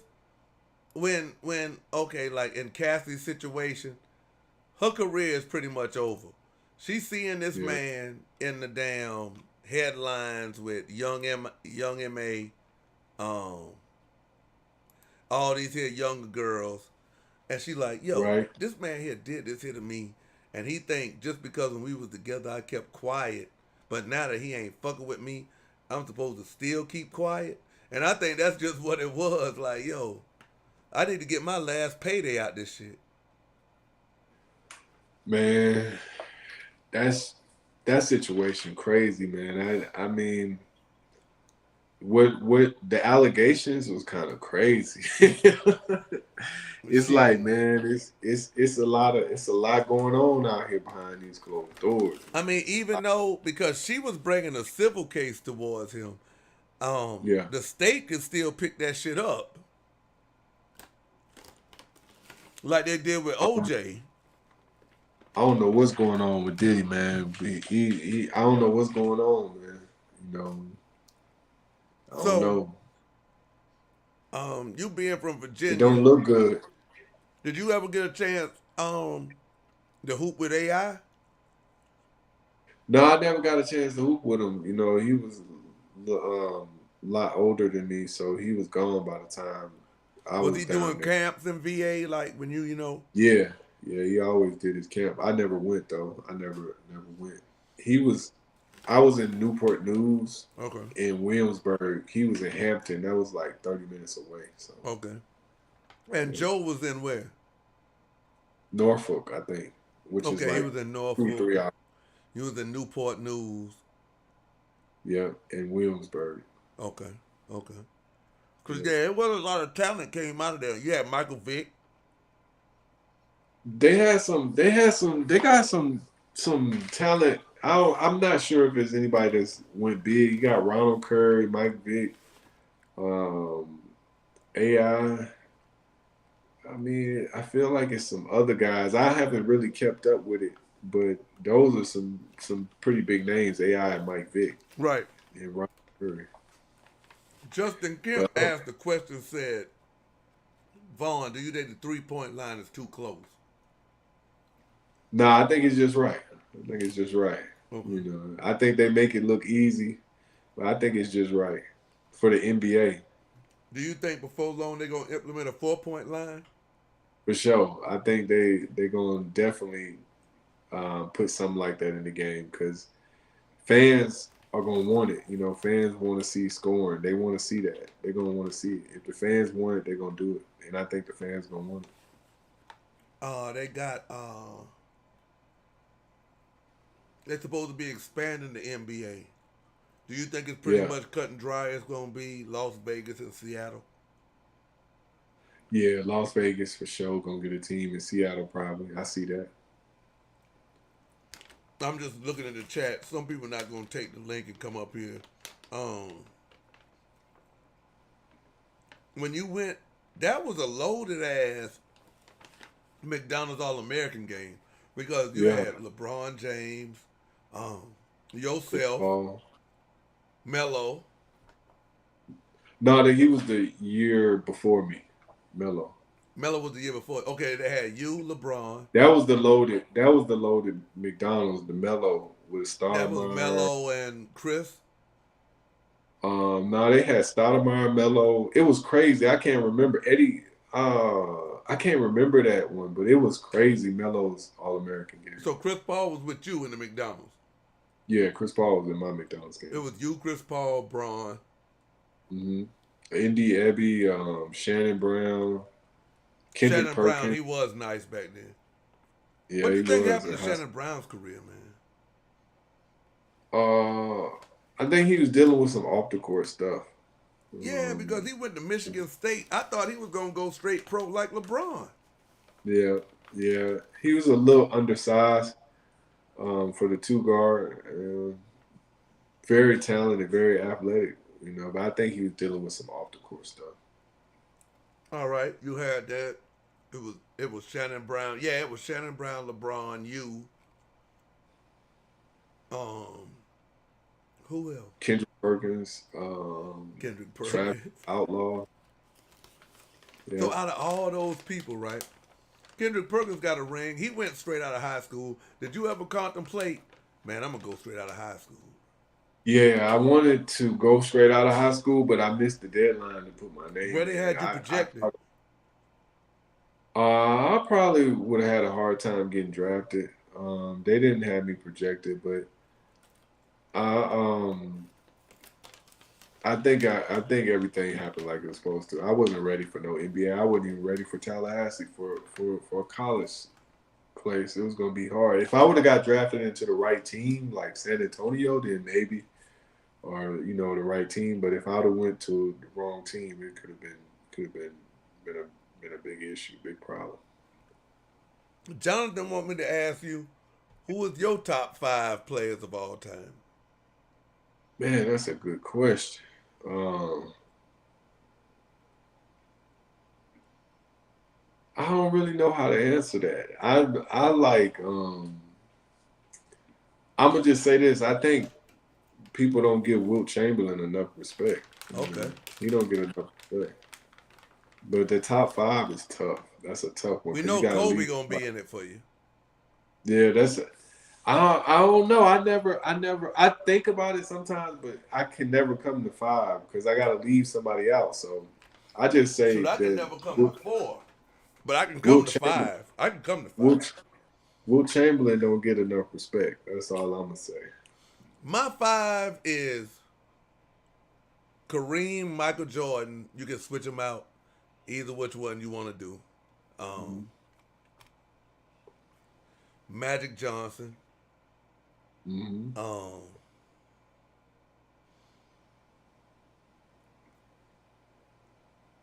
I want to put Kobe up there, but then when you realize that Kobe was chasing Jordan the whole time, but I Yeah. think he might still make it, but it would definitely be um, Kareem, Michael Jordan, Magic Johnson.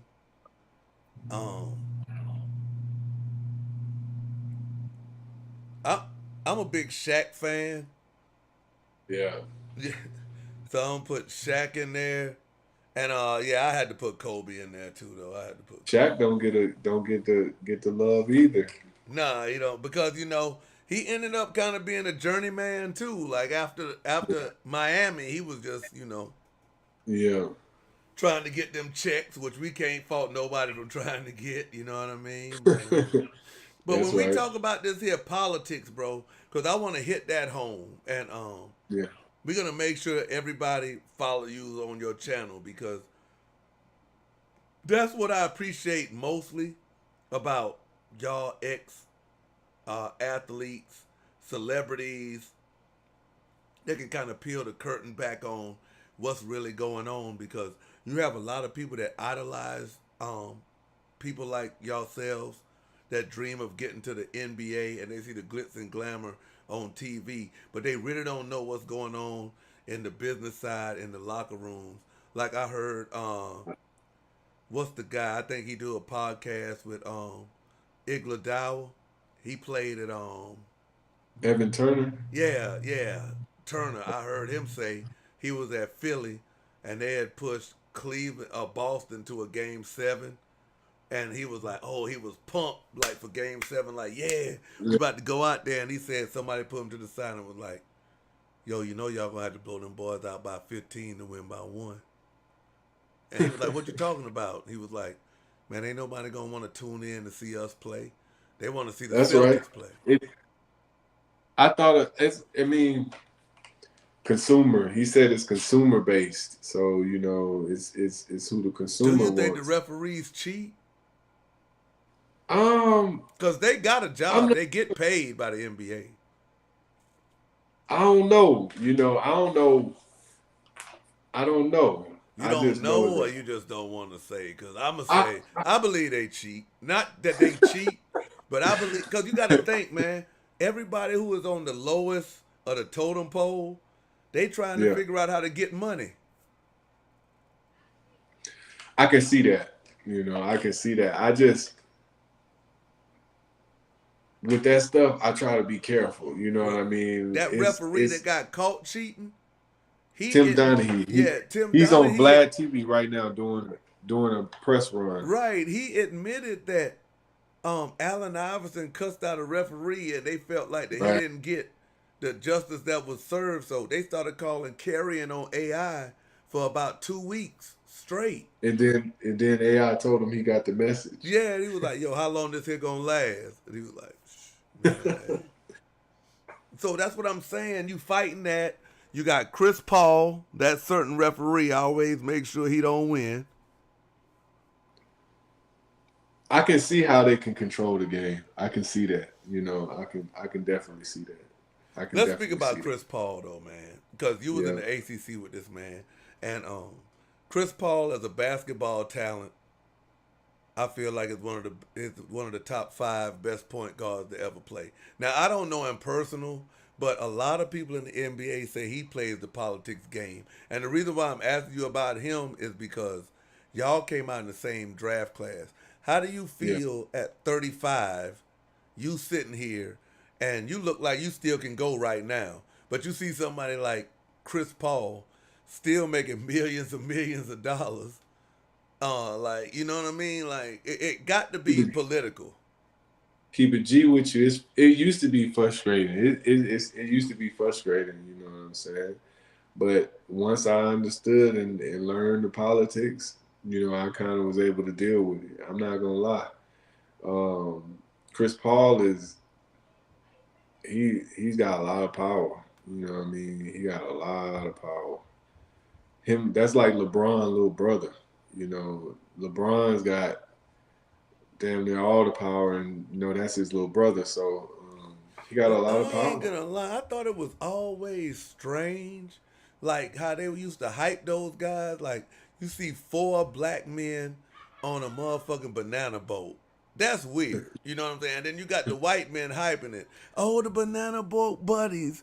Oh, this. I'm like, yo, that I ain't, you know. And then Dwayne Wade, like Dwayne Wade. So shout out to Dwayne Wade. I think Dwayne Wade is probably the third best two guard to ever play. But Dwayne Wade, it kind of seemed like now. Okay, we just gonna cut through the chase. All right, I'm a Lakers fan. Magic Johnson is probably, if not my favorite, I'm gonna just say he is my favorite player because that's who I grew up like. Yo, man, that motherfucking Magic is the man. But we're not just gonna look over the fact that I feel like the NBA always sends out like fillers to see if Yeah. people are ready to accept homosexuality in sports. Because I feel like, bro, we seen Magic kissing Isaiah Thomas.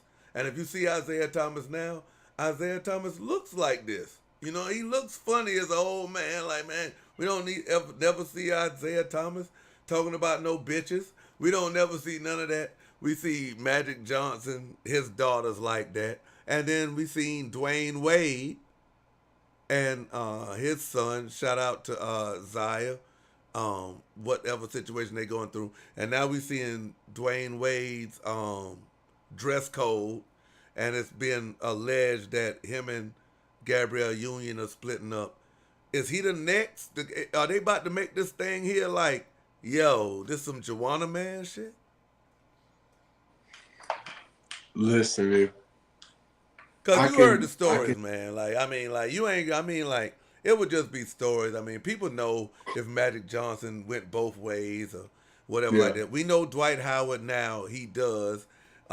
People speculating on Dwayne Wade. The Collins dude, he came out, but you got I don't, I don't really know about D Wade, but I know that a lot of guys with the day and times that we're in, it's more accepted, you know, and I think you know that it's more accepted nowadays, and I don't think it'll be like it would have been back in the day. I think actually when guys, you know, come out with that, it's it's a good branding opportunity. So I think it's more accepting. I think we're gonna see a lot more guys be honest about it and come out with it. A lot of guys also are kind of afraid to come out with it because they're trying to play the other brand with the wife and you know that to showcase that, the so they kids. can't. Right, right.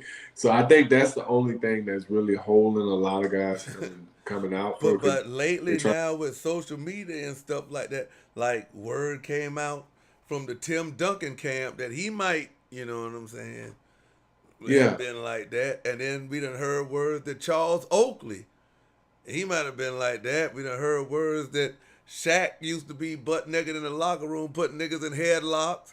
We done seen Anthony Davis butt naked in the locker room getting hazed. Like, this here is something like I have been in locker rooms and we don't play like that. That's why I'm Yeah. saying this seems like a culture that's going on. Yeah, I mean, I think it's gonna be something more common with the Dwight. I think we're gonna see a lot more of it. You know, it's probably a Do lot you of think guys. Wade next? I wouldn't be surprised if he wasn't. You know, I don't know though. I wouldn't be surprised if he wasn't. Do you think now that you're on the I internet? wouldn't be. I'm saying I wouldn't be surprised if he wasn't gay. Yeah. I wouldn't be surprised. Hey, do you think now that you is out here and they hearing your story, and I'm pretty sure the person who did it to you has heard the story, do you think Yeah. that they'll probably come out before you put it out?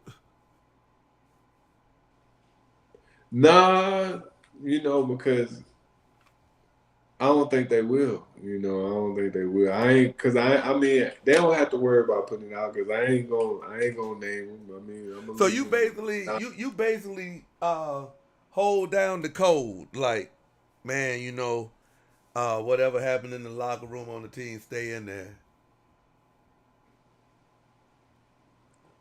to a certain As long degree. as you Now, ain't fucking with me, yeah. if it's some bull crap going on in there where they like holding somebody down or doing Yeah. something like that. But if it's something like, well, oh man, this dude got this chick and he got a wife or whatever, or if he doing they gambling or whatever, no, I ain't finna. I'm not gonna share something that's. I don't really know that much. You know, the stuff that I'll share is not like to where is I don't have that many secrets like, and I believe if it's something that's wrong that's going on, something that ain't right, like I would say something like, so I may be the wrong person, Right. but Right. I mean because if it ain't right, it ain't right, you know what I'm saying, like, but if it's something like far as sharing the names and putting people out like that, now I ain't gonna do that. You Right. know what Right. I'm Right. saying? Right. Right. I'm not gonna do that. But sharing what's going on, I think I don't think there's nothing wrong with that. Because a lot of people, I wouldn't have done that, but a lot of people looking at me like I'm crazy. You know what I'm saying? And they perpetuating this narrative like I'm psychotic, like I'm crazy, like Right. that. So I'm like, okay, you want to keep doing that? See, I hadn't said nothing in years. Right. All my interviews, you go back and look, professional, you know what I'm saying? But y'all want to keep playing like I'm crazy, you know what I'm saying? That's the only reason that I had to, speak up and say something And because that's I why I appreciate you couldn't. coming on this here platform, man, because people are labeling Yeah. you as crazy, and the same people was labeling people like Jaguar Wright as crazy when she was speaking out on Diddy and this stuff years ago, and they made her look crazy and got off the internet, and now look. I saw her. She did an interview yesterday talking about this. I remember her interviews. You know what I mean? I'm real big on looking at the interviews. I saw her interview. She was definitely saying some. She had some bold claims, and it's crazy to see stuff come, tenfold. They definitely try to peg her as crazy. Yeah, man, but hearing your story, I think your story is important to get out, especially political, as far as young men that grow up with aspirations to be in the Right? NBA, and they need to know, like, now, especially now, it's more than a Yeah. business, because I see them now more leaning towards international players than Yeah. I mean, everything has a hand in it now. You got the LGBTQ community. They want their people to feel safe, like they can come out Yeah. in their own skin. You got um, black folks, white folks. So I feel like the NBA is pretty much saying, well, we bring in these international stars like Giannis and, um, they experimented with Dirk and Nash and them. They seen how. Then they got Giannis. They got Victor in here, which if they keep him on the progression and he stays healthy, he'll probably be in the GOAT conversation in the next 20 years. You got LeBron, I but think I think the man, I think like I'm gonna be real with you. I'm gonna be real. Like I think they're going international. Far as it's a good business venture, and I just feel like sometimes is our culture can it can be a little tough far as um, being together and doing all that stuff. So I think they're dealing with the international players because it's a less headache. That's what I think. I think it's less headache and it's a good business venture. So hopefully, we can get it together, man, because it's not looking good. You know what I'm saying? Like if you look at, I was going to do a post about this. If you look at all our superstars that are African American, they're older. Stephen Curry, LeBron James, Kevin Durant. Um, I mean, LeBron James, Stephen Curry, Kevin Durant. Like I wouldn't you even got, put KD in there because he too real. I mean, Like if you yeah. put like role model, I'd say like LeBron, Steph Curry. But all our African American superstars in the NBA are older. Yeah, I don't see them So pushing too many younger African American superstars for real. I mean, Nope. because Victor is not from here, Nope. and you got a perfectly good one that you could be pushing. What's the guy in Minnesota? He killing. Anthony Edwards. I was gonna Yeah, say his name. like. It's gonna be up to Anthony Edwards, Zion, and John Morant. You know, But look at all to the negative stuff they done put on Zion and John Morant. Shout out to the right South Carolina boys. that it's becoming an issue to Yeah, they where as can't never African be a role Americans. model no more. Like they not gonna let John Morant be a role model. Yeah, I think he gonna have a tough time. But like African Americans, we got to look at what's going on. And we I gotta think they gotta. turned John Morant into the modern day Allen Iverson. Like he gonna get his points. He gonna be that. People gonna Yeah, jock his swag, but as for yeah. the NBA, not gonna let him win. I think I think it's other people that's hating on John Morant. Like I think it's black as our own kind. Like I don't think they want to. I don't think they getting out of the way because he can be the superstar. Like he can be like a transcendent superstar that all the kids look up to. But Jason guys don't. Tatum in the argument though. Yeah, yeah. He's light skinned, so I think it's a difference when you have a light skinned Shout out to situation. light skin. But he's definitely a superstar, definitely a great player. I love his game. But Far as I like think him, as far as people that's, I guess, quote unquote, squeaky clean, I think him, yeah, Edward. he's but I'm a John Morant number one fan, but that's the kind of black basketball player they want is like a Jason Tatum. right, right, That's a great. right. That's what for LaMelo all African Ball Americans type. for all African Americans that are out there watching this. If you want to know the blueprint to be successful and how to conduct yourself, look at Jason Tatum. They don't Okay. want all this jewelry, all this rap music. They don't want that. They trying to go away from that. You know what I'm saying? So I'm not, and I know a lot of people when I say it, they're gonna be mad at me. I'm only telling you what's going on. You know what I'm saying? What you say to the You people who say, man, fuck what Von Wafer talking about. He just bitter because his career ain't goddamn go like that. when they say that, I just say, dang, I wish you would listen to me because I'm gonna give you some game. Because people don't I just be realize, like, it's like, this is what unfortunate. people It's don't realize. unfortunate. This is what people don't realize. Outside of the stars, like you say, it's politics. Because once you get to the NBA, everybody done bust everybody ass here, there on the court. You know what I'm saying? Like, and I'm gonna stop saying that. It's so political now that it's motherfuckers in the NBA who you look at and you be like, man, come on, man. Like, you know what? Like this, I don't have nothing against LeBron James when it comes to this Yeah, because I'm like, okay, use your celebrity to help your family. But yeah, nigga, you holding motherfucking teams hostage because you want to see who gonna draft your son? Like nigga, that's man. politics. That's Some guys, politics. like I said, some guys got to get out the way. You know what I mean? And let the John Morants, because I feel like they setting him up to they're trying to sabotage him, and he fell for it. You know Yeah. what I mean? So that's on him. But I think if they would have got out his way and they would have helped him, I think he could have, he could have been someone to carry the mantle. But now his career And then the he international won't never. players, Yeah, the black international players, I don't see the hate like the American international players. Like in international, like you right, had Tony Parker, he got out the way. Giannis, right. what's the dude at Minnesota? Rudy, and then now Yeah, they embracing Victor.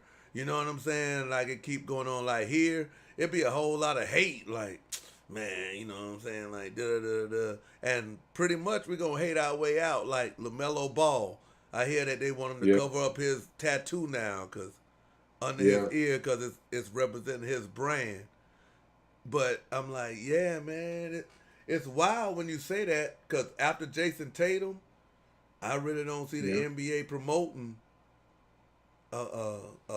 American black No, they not. They not. I superstar. It's mean, crazy. But we did learn a lot from you tonight, man. Shout out your channel and where they can find you at, and let them know what you gonna be bringing the people. yeah. I'm on a lot of the stuff. Some of the things we talked about on here. I was gonna post some content next week, but you can find me at the I'll Just Ask Myself YouTube content page. Please go check me out. Subscribe to the content. Leave me a comment. Leave a like, man. I really enjoy going back and forth with the subscribers and my fans. So check it Yeah, let out. them know you coming I hope from over you guys here. enjoy it. And y'all saw him. I'm pretty much you'll be getting a whole bunch of interview requests after this. I would really, really love to see you, cause see, I'm not no hater. You know what I mean? Like I Yeah, love the content. Like I would really love to see you like sit down with some of these here former NBA players that's uh like really trying to let people know what's really going on behind the yeah, scenes, because like you got a whole lot of people, man, that I hate to say it, man, like bro, they'll sell out for fame. They'll sell their yeah. body, they'll sell their motherfucking sexuality, all that. I think if I would have did that, I think I'd be rich. I'd be sitting on. Hey yo, Vaughn, you was out there in LA, right? Like with the Lakers, you Yeah, say it was a quick stint, like bam. And then I think yeah, you went down to some G League team, man. They ain't even they ain't even the 49ers, they something else. But yeah. then you came back to the Clippers, so you was in LA, man. I always call LA like that's the cesspot.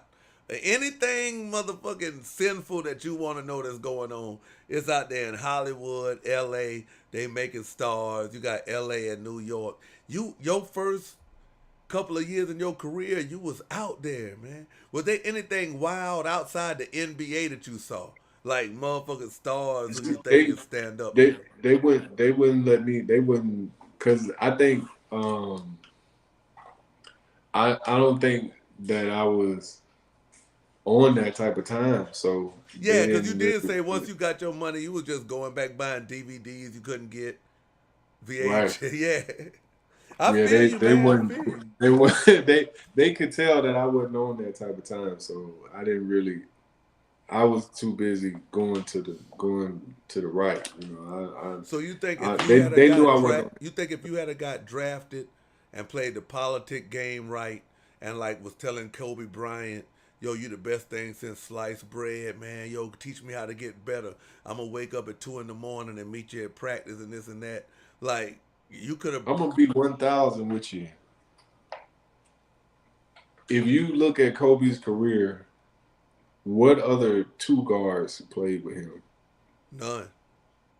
Except So I Shannon. think, But Shannon was like a combo guard. Like he was, you know. yeah, I think that I hate talking about Kobe, but I think Rest in that peace. Shout out to Kobe Bryant. Kobe is such a competitor that he saw me Competition. as a, right, So you and don't think he would have, like, if you was getting him better? Because what was the dude? Well, I see what you're saying, because his friend, the two guard that was his friend, was the little French guy. Sasha Vorchi. Yeah, like he There used you to go. elbow in the chest and shit. Right, there you go. I wasn't going for Yeah, that. yeah. You wasn't going. You wasn't going. They learned that from the practice at Phoenix that you wasn't going. Yeah, Yeah, they I learned. wasn't going for that. In the team, the organization knew that I wasn't going for that, so they knew it wasn't going to work. So the Boston team, when you got to Boston, was that the team with not only the big three, but did they have Shaq and Nate Robinson on there too? That was that team. Yeah, How they was were it on playing there. with all those personalities, man? Because even though Shaq wasn't the Shaq before, Yeah, did you learn anything like from all them stories? Did they tell stories? Shaq was always about his business. Okay. Shaq is very intelligent. You know what I'm saying? I don't know what he had going on in his personal life, but when it came to business and making money, he a genius. Like he Yeah. could think of ideas and marketing, promotion. He'll look at something like this and be like, I'm like, dang, this dude's smart. And it just was a lot of personality on there. Nate was a good dude. Nate had a good heart. You know, he Nate got was his a ass good knocked dude. out too, fucking with you Yeah, think that was for the money though? That probably was for the money. yeah, man. That was. He I thought slumped Nate could Nate. scrap. Yeah, he slumped Nate. Nate, yeah, it seemed like Nate can scrap. You know, when he What's was up with the fighting. Paul You Pierce remember? You remember when he personality? was? Is that Huh? really Pierce? Like I fuck bitches and I, you know what I'm saying? Pete Pierce is, you know, he on his type of time. He on his vibe. You know, he got his own vibe. You know what I'm saying? Is KG really intense like that? Man. Or is it, hey, just that pause alone? Because there's a lot of people that be like, all that tough guy shit, that's just like a fraud for the camera. Like I was saying about like the KG is a Draymond shit, like, he's psychological in trying to get in your head, all that stuff. A lot of that stuff get in people's head. okay. You know? So you had those big three, man. That was an interesting team back then, man. But like you say, the Yeah. business aspect, but I never could get across the fact where they say like Shaq would just run around in the locker room naked, putting niggas in headlocks and beating them up. I was like, Shaq, that ain't no, even though you the alpha dog in the locker room, you ain't supposed to do no shit like that, man. Man, That's it's that Shaq crazy. fool shit, man. It's crazy. But this is the question. This is the last question. I'm gonna get you out of here, man. I appreciate your time. But I noticed, right? NBA players and NBA stories and stories that I heard from NBA players behind the scene. Have y'all noticed this? Why is it such a? It seems like NBA players fuck behind each other. Like they try to take niggas' ladies and they That's a, wife that's other a, niggas' that's a, ladies. that's a that I think that's an issue with the African American. You know, like the foreigners, they not on that type of vibe. But I think that happens a lot, man. It's a lot of dudes that get traded because of that stuff. You have superstars, you know what I'm saying? Like you see it, they saying the kids at North Carolina was into something like that. The kid that went to Arizona, they were Yeah. tripping with some girl. That goes on a lot. Well, I You know what mean, I'm saying? Kenyon Martin just made headlines and say his son was messing with a girl when he was Right. in Houston and he got traded. That stuff be happening a lot. But why is that though? The only reason why I'm saying that because it's public. Like for instance, Gilbert Arenas' Competitive baby nature. mama used to mess with Shaq, and Competitive nature. and Competitive he got nature. her pregnant, and then he got a baby by Marshall Falk's baby mama, and you notice like all these here people, Derek Fisher fucking with Matt Barnes, like what the fuck, bro? Like y'all niggas got a name, all this shit. Y'all, I heard a story about Karl Malone trying to pull up on Kobe wife one time, talking about I'm looking for Mexican girls and shit. Like, come on, man. Like, what's really Competitive, going man. on, man? Competitive nature. They want it. They want to see if they could Millionaires conquer though, it. bro. Like, bro, it's beautiful women all around, bro. Like, They I want never yours. understood that. I thought that was either some They want bullshit or some lame shit or. they want yours, man. It's like a badge of honor. It's like I beat you. I Okay, beat you at something. I'm a better man than you. I guess it's like it's a competitive thing. okay, I could even go for that. But once you start starting families with these hoes, you know that's what it's like, bruh. Like, I don't want to constantly have to look at you and be like, "Yo, Shaq was fucking you up." You know what I'm saying? That's why when I be Yeah, looking at them basketball wives and shit like that, I be like, "Yo, man, it seemed like a circle." Like, you know man, what it's I'm saying? crazy. Like, That's a lot of what's getting us out of the NBA. okay, It's stuff like that. okay, It's bad for business. You know what I'm saying? yeah. And see, that's another whole side of the politics. You know, like it's weird. I mean, like back before the internet, you had people like Superhead came out, dropped the book. But now with the internet going on, like it's very easy for like, people like you, people who used to be in the NBA be like, yo, I saw this. I saw motherfuckers doing this, and now it's like, oh shit. You know, it's just kind of like when the internet came and niggas knew wrestling was fake, but then they like just Yeah. peeled the curtain back and was like, yo, this is how fake it really is. You know what I'm saying? It's kind of like that now with professional sports. Like, yo, you got Tim Donaghy. Man, shit, man, we was rigging shit. You got motherfuckers talking about they coming out the closet. Like, come on, man. You got It's Michael crazy. Jordan's son. I think it's only gonna get worse. You know How what you I'm feel? saying? That's what I'm saying, man. You got Scottie Pippen. Scottie Pippen looking like a trans now. Like, you got this It's Michael only- Jordan's son knocking his lady off. Like, what the fuck? I think this stuff was always going on. It's just social media, man. It's like stuff spreading so fast. It's like, Do you think these that's cameras. real? Like Michael Jordan's son knocking off Pippen's old lady? Yeah, I Why believe the it's fuck real. would he do that, man? That shit is crazy. Wanted her, man. It's just. She old enough to be his mama. That's Pippen's wife. She an attractive woman though. She You know, is, though. She is. she fine. And But that's some, Pippen's wife, though. That's your Wanted Uncle her, man. Scotty's wife. he wanted her. He He wanted her. basically really fucking his aunt. He wanted her. Cause he had to have her. Yeah, that shit is wild. That was a question from the chat. They wanted to know how you felt about that. Like, but yeah, man. Welcome to YouTube. Like we was talking before, how you feel about, you know, ex-athletes such as yourself, millionaires coming down to YouTube, starting podcasts and the things, and YouTube has changed their policies up, and then you have live streamers and stuff like myself and others that's been down here, and they feel like they're getting pushed out by y'all guys. How you feel about that? I don't feel like a lot of that is sustainable like what a lot of guys are doing. Like if you look at my page, it's a totally different vibe. There's a lot of dudes that's talking about basketball stories and all of that. I don't feel like that's gonna last. I feel like the guys, the YouTubers who stay solid and speak the real and speak the truth, that's gonna last.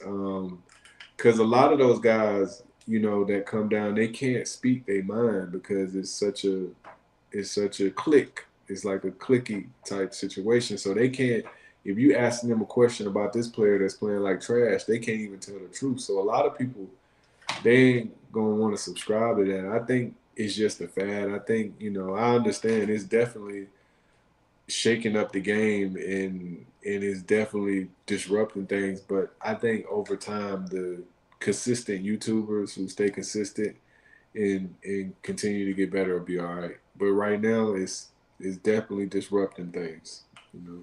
I think the way YouTube And the reason why I had to come to YouTube, you know, was because, like I said, the narrative that they spewing on me, you know what I'm saying? I had to come tell my story. I had to come down here and speak. I don't think a lot of guys are doing that. You know what I'm saying? And you see the guys like Kwami, you know what I mean? It's the Marcellus Wiley, the Jason Whitlock. You don't really. I think those channels are gonna last because they're speaking honesty. But all this other stuff, like with Draymond Green and Podcast P, I don't even know if Paul George is still doing his. I don't think it's sustainable because if they ask Draymond Green something about Jordan Poole, or if they ask him something about Chris Paul, then he got to be politically correct. He can't say that, you know, they miss Jordan Poole and they hurt. Yeah, he can't say that, man. I knocked that bitch ass. He can't say that. Yeah, he can't say that.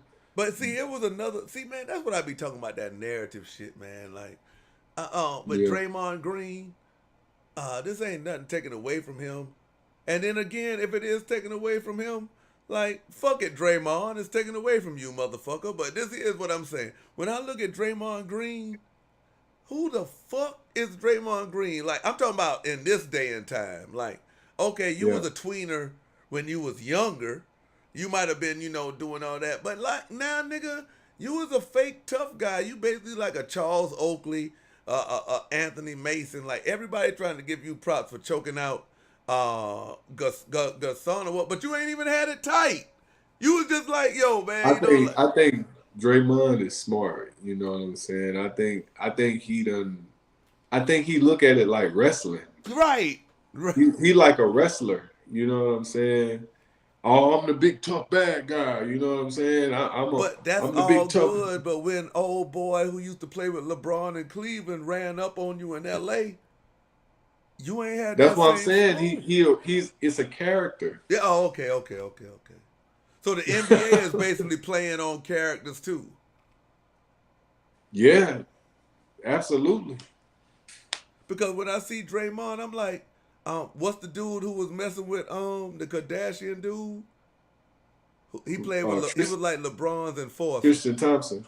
Yeah, they say Tristan ran up on him in the club and slapped him like, foul. Like, yo, bro, don't come out your mouth fucked up. But then I see you do that to Jordan Poole, and I'm like, you probably sized Jordan Poole up. He a young nigga, light-skinned nigga. You just knocked the man out and shit. I mean, he hit the dude, but then was trying to brace him for falling. It's like a lot of stuff he do be kind of weird. Then when he stepped on the dude, he like didn't go through with it. Yeah.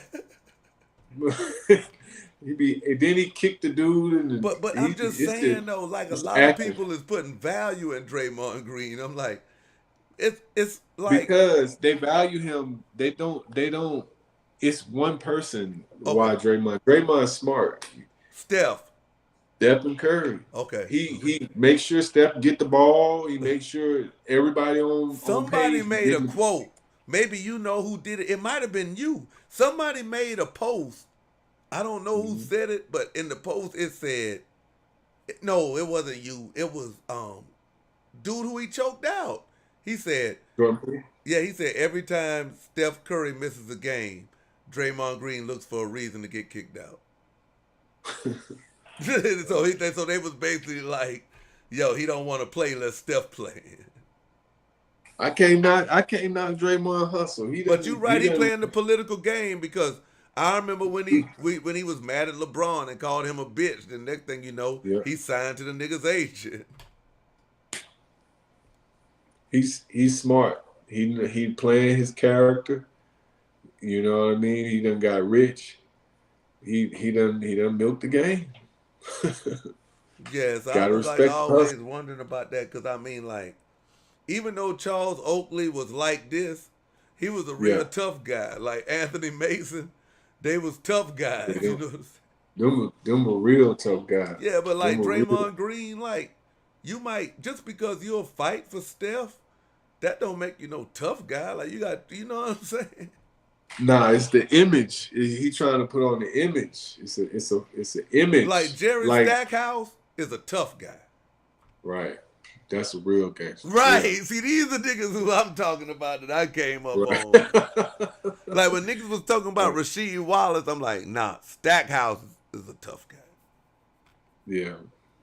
That's what I'm talking about. Like these other cats, like even Ron Artest. Yeah. Bro, you ran up there and you hit a white man in the stands, but you didn't hit Ben Wallace as a tough guy. Ben Wallace is a tough guy. Yeah. I don't think he wanted that. That's what I've been saying, man. It's a character. It's characters. But we learned a lot, though. And I love the name of your channel, I'll Just Ask Myself. Right.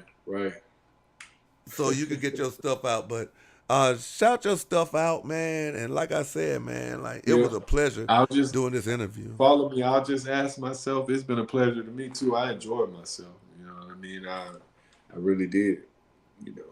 Well, we got you locked in now, man. Shout out to the chat. I'm sitting here looking at the chat and seeing what they got to say. People basically saying that Draymond's podcast, all these people that's still active, like Paul George and Draymond and them, they got to stay politically correct or they'll get shut down. Right. And I don't think the fans, they gonna catch on to that. But what do you think about Shannon Sharp recently? You know, he was the #1 LeBron fan, and he went against him recently. That was weird. That was weird. I wasn't expecting that. Man, you started hearing all type of basketball. Yo, Shannon, what you doing? Hey, yo, Shannon. Right. Right. That's LeBron got a headlock on the media now. You know what I mean? So out of You black got people in the NBA that's players, LeBron, you would say number one, and then Chris Paul. LeBron, Steph, Okay, then Chris Paul. okay. As far as like what goes on behind the scenes, like I got it. LeBron. LeBron we got a he got a guest lot though. of We got a question, Vaughn, before you get out of here. We got uh-huh. somebody backstage, man. Dr. Magi got a question for you. Uh-huh. Yo, Magi, you there? Yo, What's good? yo, can you hear me? Yep. What's Ain't up? no echo, is it? No. What's up, my brother? Hey, what's going on, Vaughn? What's going on? Man, I'm chilling. How But you yeah, I doing? wanted, I'm doing good, brother. Good. But I just wanted to catch you because I got two questions. So I Uh-huh. know you played for the Rockets, and around that time, like Tracy McGrady was like my favorite player from '03 to '07.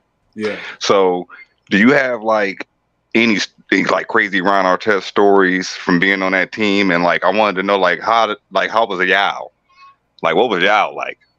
Man, Yall was a stand-up guy. Yall was just about working, man. Yall was just about working and winning. Stand-up guy, you know, he's funny too. Yall's really funny on the low. Just stand-up guy, working and winning. Got everybody laughing, you know, just cool and laid back. Ron was in his own, like, he was on his own type of time. You know, he used to wear these dress shoes to every game, to every practice. Ron was on his own vibe. He was on his own vibe, man. He had a lot of energy. Was You he a know, tough guy? I think Ron is Okay. about that life, but I Was he think like Ron. Yow's enforcer?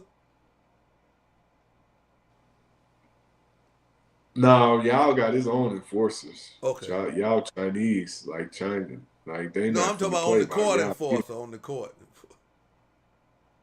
Nah, nobody. Everybody knew not to mess with y'all. Yeah, because even You Shaq said know, Yow was strong. and he got them real goons that'll come. Oh. Yeah. Oh, he got like that Chinese mafia goon.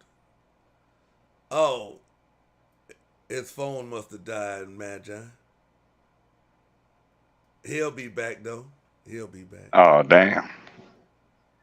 Right, Brian Black said the new NBA, you don't have to be a real tough guy. I was about to say I think Vaughn was about to give us a little insight that Yo, y'all he got the was. triad working for him. Yeah, that's what I'm saying. He's Got the about to say, man, triad. that Chinese mafia was like, yo, yeah. Like, it ain't They're like, we sweet. got the money on the Yao. Don't mess with Yao. Right, yeah, it ain't. Well, what you think, though, man? Yo, Vaughn say T-Mac could have basically been the one who put gay porn on this shit. Was Hey you here for man, that? look, Did you hear I'm that? try.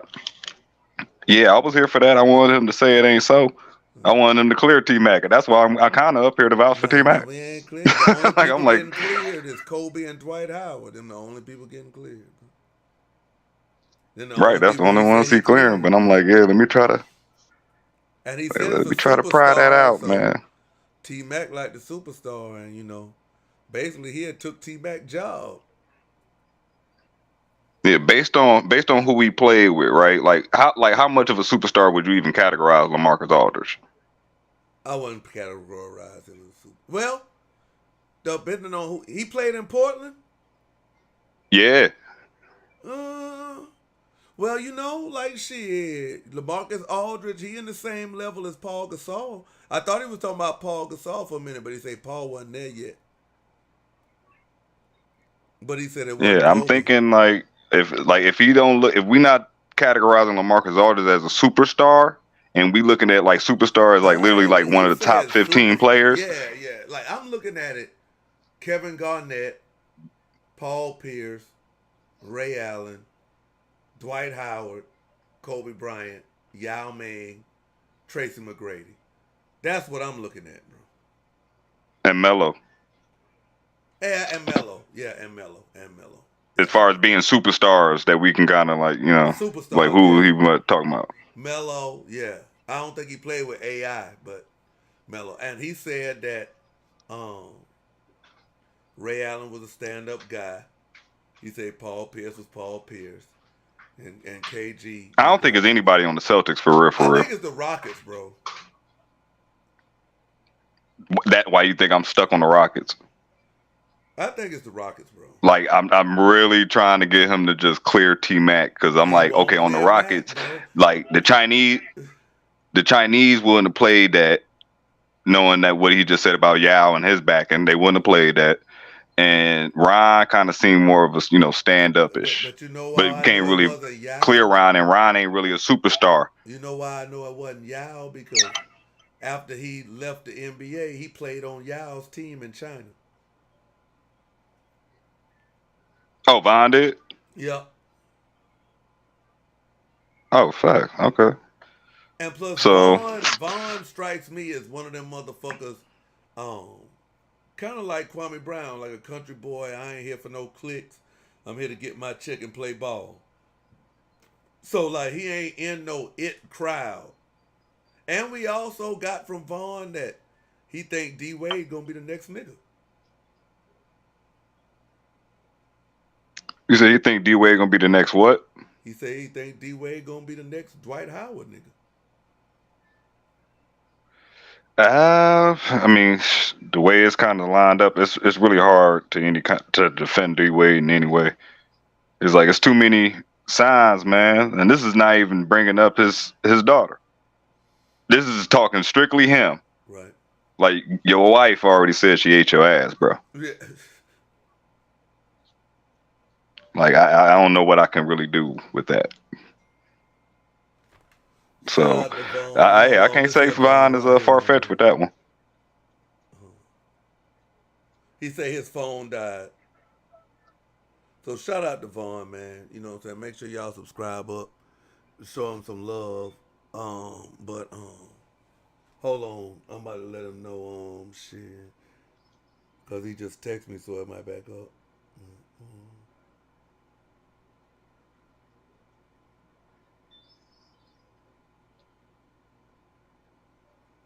But yeah, man, that shit was crazy. Oh, okay, there you go. He back. Hold on. All right, Vaughn. Yeah. Yeah. Oh yeah, My but bad, Dr. Magi was just up here while you was gone saying that he's such a strong Houston fan that he wants some names clear. But I'm gonna let Magi talk to you. Hey, yeah, I was just telling Skinny, like, yo, at the time, like between 03 and 07, Trace McGrady was my favorite player. So, at that time, it was Kobe, Tracy, who you like, and I like to go against the grain. So, like, T-Mac was my guy. So that's how I know of you, because, like, I'm always playing with the Rockets. So I know of you. I knew Von. I'll put Von in the game. I'm going to hit that 3. But I just like, man, was it Tracy? That's I'm like, that's the only thing. I'm like, cause we kind of went over and debunked everybody Tracy, again. Man. I'm sitting here like, Tracy, man, look at the man's eye. You know it's Tracy, man. I ain't gonna say whether it was or wasn't with anybody, because if I do that process of elimination, y'all be able to figure it out. So. I understand that, but you can't blame me for trying. Now, would you categorize LaMarcus Aldridge as a superstar? No. Didn't you play in Portland? Yeah, I did. No. Superstar. No. So like, what is like a superstar? The man forgot he played with Aldridge. It ain't him. Yeah, okay. You don't forget superstars you play with. Like, listen. Hey, I've been doing this shit a long time, man. Hey, listen, fam. Hey, yo, Vaughn, listen, fam. Hey, yo, listen. This is the only superstar. I gave him a bone by saying Paul Gasol. Paul Gasol, a Hall of Famer, but he's not a superstar. Like, it was Kobe. When he was at the Clippers, it was no superstars. Know what I'm saying? So no, it wasn't Kobe or Dwight Howard. It wasn't Kobe.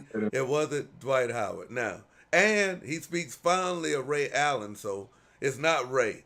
So, you know what I'm saying? And he was at Boston, And he lets you know that KG is psychological and it's nobody in the Boston shit. It's no Celtics. No. So, you know, like, I mean, that's just me I ain't saying that. saying yay or He not nay. saying I yay. ain't saying Now, if yay or it nay. was a Celtic, then I would say it could be Shaq, but he speaks highly on Shaq. So, it's not Shaq, and I fuck with Shaq. You ain't I'm speak saying- highly on Rondo. But Rondo not a superstar. You wouldn't have said he wasn't a superstar. He kind of blossomed into like at least a star. I mean, he's a star to me because I like Rondo's game. I think it's gonna be tough. I'm a Kentucky Wildcats fan, but Vaughn gonna tell the story when he ready to tell the Just story. write it on a note and send it to me. I won't tell nobody. It's T-Mac. Damn, son. Hold on, Where'd you Tracy find McGrady this? is here. Hold on. Tracy McGrady donated $3 to Tracy get out McGrady. Bonnie. It wasn't me. Yo, Tracy McGrady just donated $3. He said it wasn't me, y'all. But that we don't know if that's the real Tracy McGrady or not. I feel like the real Tracy McGrady wouldn't just donate $3, but I'm just gonna say this, bro. I feel like it was Tracy McGrady, man, because he played too much. And plus, Vaughn took the nigga job. Yeah. Vaughn took the nigga job, bro. Like, Vaughn was killing this nigga. Vaughn was killing us. It's a tough one. I don't know. No. Hey, nobody gonna make me think I different, might have bro. to take that one to my grave. Man, ain't nobody gonna make me think different. You know why? Because you played for the team that Yall owned. So you wouldn't have did that if Yall did it. And plus, oh yeah, this is what Maggie was trying to say before you left. When you was like, Yall had them real goons behind him. Yall brought the Chinese mafia over there with him? For sure. Damn! Shout out to Yall. Oh, he had to try it for real. I mean, Yall a gangster. That was their investment. Look how much money they made and how big basketball that they had they goons in the cut. So you telling me Yall had Juntao and them over there protecting them? I don't know if it was Juntao, but if somebody would have ran up on Yall, you know, it would have been some repercussion. Damn. It's crazy. Hey man, shit. Y'all big Everybody business. like, so y'all just big go- business. Everybody like, y'all just go skip over Carmelo Anthony. I'm like, nah, but we already know Carmelo was on the banana boat, man. Come on, man. Look, I ain't bringing up Melo just because it's like you're trying to like catch him on the process because he cool with D Wade and D Wade got some like things about but I him. mean, like when you got Melo, you know his old lady accusing him of fucking bitches. So you know, like, I wouldn't even be surprised. I wouldn't be surprised if D Wade wasn't gay. Thank you. I wouldn't be surprised. Yeah, I was just talking when you was off. I was just saying, like, you know, Gabrielle are pretty much kind of like threw that nugget out there. It's like I can't really do nothing else after she done said that about you. Man. Come on, man. Everybody with common sense know that this man, like, bro, like, listen, bro. I'm not about to let no woman who ain't even my child's mama or got nothing to do with them, period, dictate how my child live their life. Like, get the fuck up out of here. Like, Gabrielle Union, your pussy ain't even good enough to have kids.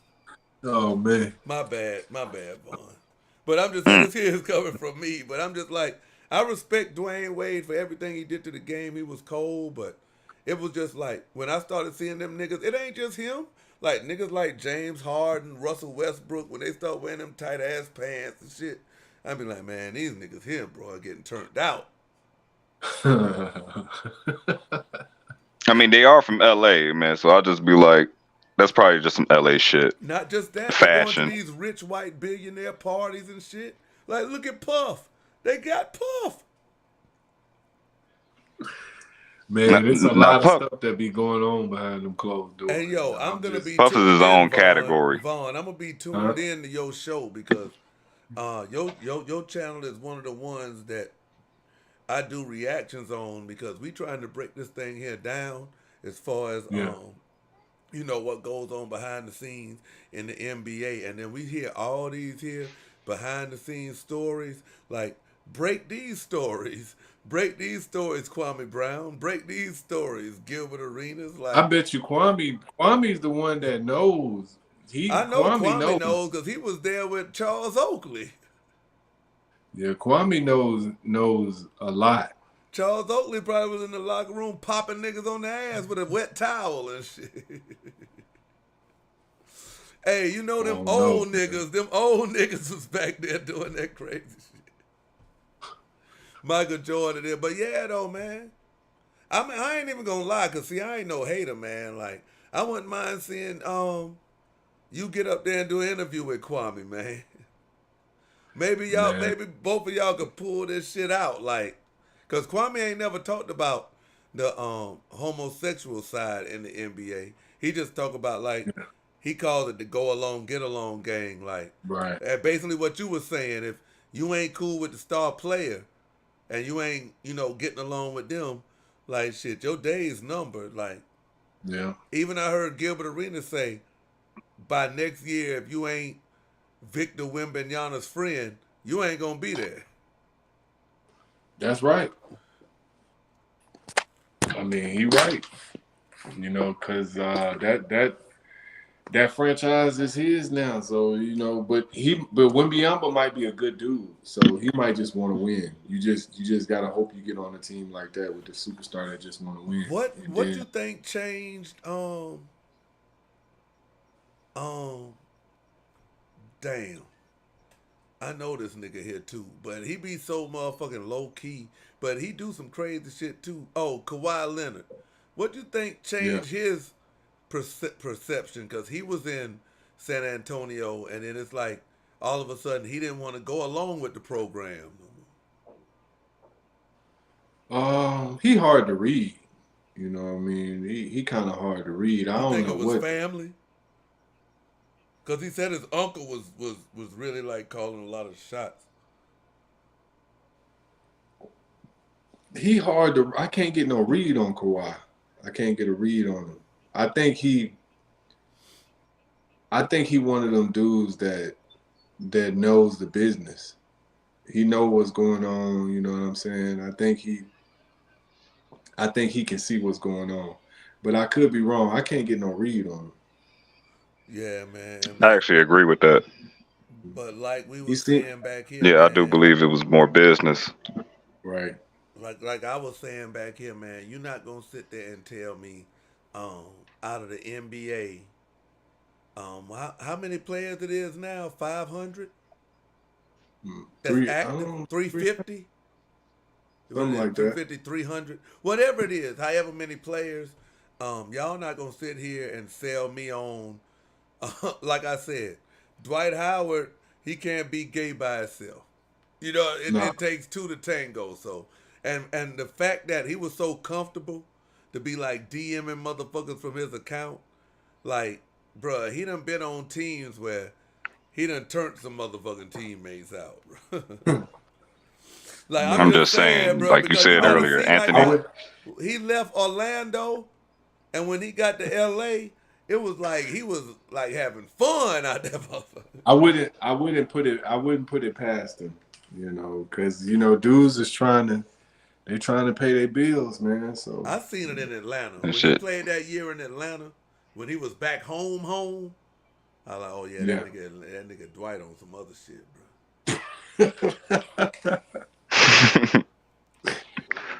Well, I had one last question before I got off. Go ahead and ask it, man. Von, so you played on a good amount of teams. So what player that most people wouldn't have thought of that you think had like one of those underlying work ethics that wasn't really highlighted enough? Like a guy who was really, really grinding but just didn't get that shine. Didn't get the shine? That's or the minutes, Vaughn, you talking to him? Vaughn. Well, I had to get to. I don't know. Well, he can't say himself, man. Okay. That'll be that's a good question. That's a great question. I don't think no one's gonna be expecting this when it's a guy by the name of Anthony Carter. He used to have a crazy work ethic. His work point guard. Yeah, he out of South Carolina, right? I'm not sure, but I know he played for Miami, went to Hawaii. Pacers. Oh, he went to Hawaii. Yeah, Hawaii University. His work ethic was crazy. So I'm not. But one of the most underrated players, I feel like, you know, I'm not sure about his work ethic, but one of the most underrated players is Brandon Roy. I'll say that. I really didn't see the guy's work ethic because, you know, I said that too. that's Yao Ming, but he was the star. Yao Ming's work ethic was unmatched. I didn't see Kobe's work ethic that much, but Yao Ming's work ethic was ridiculous. Anthony Carter's work ethic was great, and one of the most underrated players, I think. Yeah, I know you didn't ask this, but I'm want to do a post about Brandon Roy. Brandon Roy is one of the best. He's one of the most underrated players. So I'm pretty sure his work ethic was crazy too. I put Brandon Roy. Nah, in I'll that be looking category. forward to it because Brandon's knees. If it Yeah, wasn't that's for what his I'm about knees, to say. it I put would. Brandon Roy in that category with Gilbert Arenas, where like if injuries hadn't took him off, you might have been Right. talking about these people in the same frame as you talk about Steph Curry or Kobe. I never saw nobody give Kobe, you know, problems except for Brandon Roy. I've never seen nobody give Kobe the business except for Brandon Roy. So let me ask you this here, Vaughn. Who have you played against and you've been like, shh, well, this motherfucker the truth right here. Like, I can't even do nothing with this motherfucker. I'm gonna give you a name that nobody's probably expecting. Nick Young. Shout out to Nick Young. That nigga be having me laughing. Nick Young had game. He was like that. He was like that. He was giving buckets. He was giving me buckets. He was like that. Shout out to Nick Young. He new on the YouTube scene too, man. Maybe y'all can link up, you know what I mean, and do something. Most definitely. I like to see all y'all link up, bro. Like, I just be liking to hear the stories from somebody who is not bound to the machine. You know what I mean? Like, I be hearing Swaggy P stories. Like, he basically be telling the stories of life after the NBA, how people try to make it seem like it's glitz and glamour, but niggas out here doing anything to get on. Man, it's real out here. And then he called, and then like you say, you not part of the machine. Like he always refer to D'Angelo Russell as a snitching nigga. And see, that's what I'm talking about, man. That locker room shit, them women, man. That was crazy. That was crazy with D'Angelo Russell. Why would he do that, bro? Like you go, and then you put it out. He wanted it. He wanted it, man. He wanted it, right? Yeah, he wanted it. Yeah, he wanted it, bro. He wanted the limelight. He wanted it. He wanted the social media. He wanted her. He wanted her, man. He wanted her. And now look at it. You don't do no mess like that, man. Nah, man. And then Swag was his OG. He was like, you know, teaching him the ropes. Man, he wanted her. Well, Vaughn, man, I appreciate you taking the time out of your schedule to come up here. I'll just ask myself, is the channel. You can punch in Vaughn Wafer in the search bar and it will come up. And man, hey man, a lot of people in the chat saying that they want a part 2. But hey, we here for you, man. Anything you got, you know, we just Let's lock it in. Let's lock it in.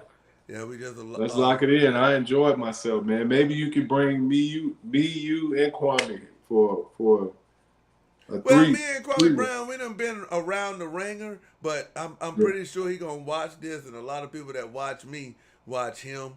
So I'm pretty sure that the word's gonna get back. But Kwami Brown, if you hear this, reach out to Vaughn, and he want to work. And most definitely, Kwami, reach out to me. I got some ideas that I'm gonna bring to fruition. I'm just trying to get my weight up, but I ain't forgot about you, OG. I appreciate you. I mean, looked out for me when I was a rookie, real dude. Oh, so you was Kwame's rookie in LA. Yeah. Hopefully we can work this here's a whole nother part 2 for real. You was Kwami Brown's rookie, so he looked out. Right. Shout out to Kwami Brown for looking out for Vaughn. Vaughn, man, you waited till after this. Here's some great news. Shout out to Vaughn. Hey, yeah, because they was having, you can clear up a lot of shit because, like, we definitely want, like, our interviews to, you know, partake with you being his rookie in L.A.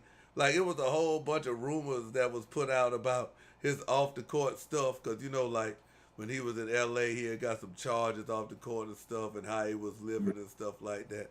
So, yeah, Vaughn, if you was his rookie, definitely I would like for y'all to definitely do a show. Something like that, man. Cause they were saying that Kwami Brown in L.A. was off the chain. Kwami was he had his vibe, man. Kwami was cooling. He was cooling. Kwami on the low. He real player. Like he you know what I'm saying? I ain't trying to put all his business out there, Right, but right. Kwami smooth. People so be Kwami sleeping was getting on, hoes. they be sleeping on He said Kwami. he be quietly tearing ass up. That's what he said. He quietly he quietly smooth. tears some ass up. But like, yo, yeah, I appreciate that. See, I don't want to get too messy, but yeah, I'd like to hear that. But just how you speaking on Kwami, lets me know that you had a good experience learning under him, as far as like in LA, like what to do and shit like that. I think he was still learning what to do, but the hospitality, you know what I'm saying? Kwami a real one.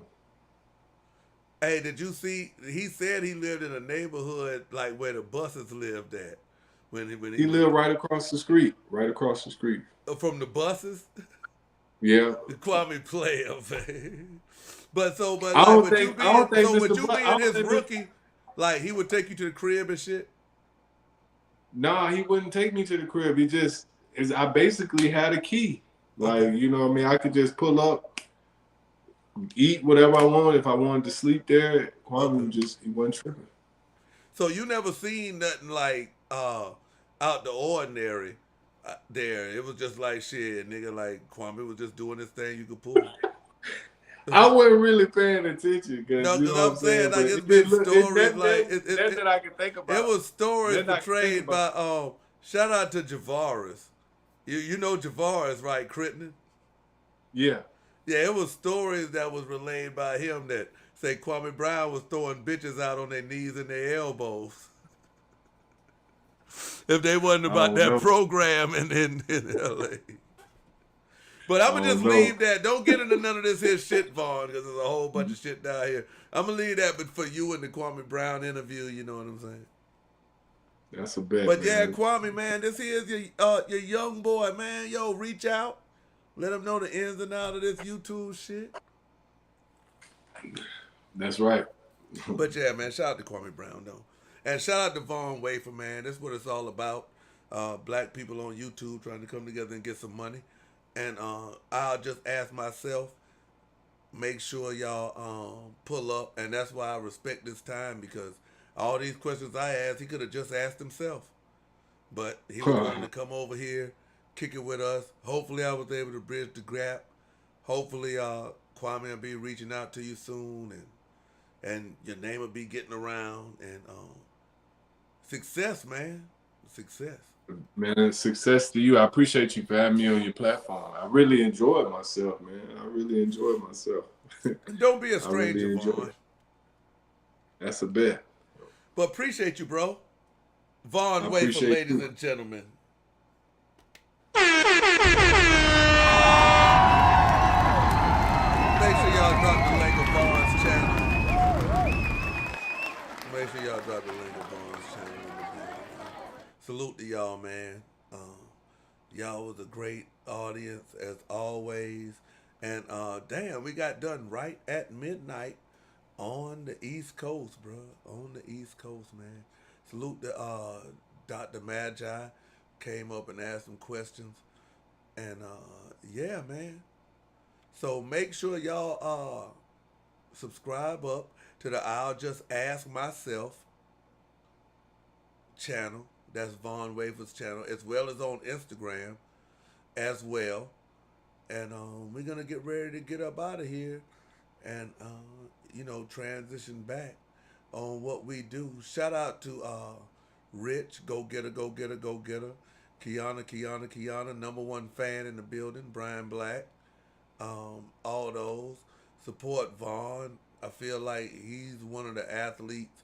We gotta sit here and like support the people that's gonna give us like the real, like the real stories, like the people that don't have to kiss ass, the people that have been done wrong, people like that, man. We need to hear their stories, bro. We need to hear their stories. You feel me? So with that being said, like I said, man, make sure you support the guests. Make sure you support me. Subscribe up. And with that being said, man, we are out of here, man. Love y'all. And we will be going back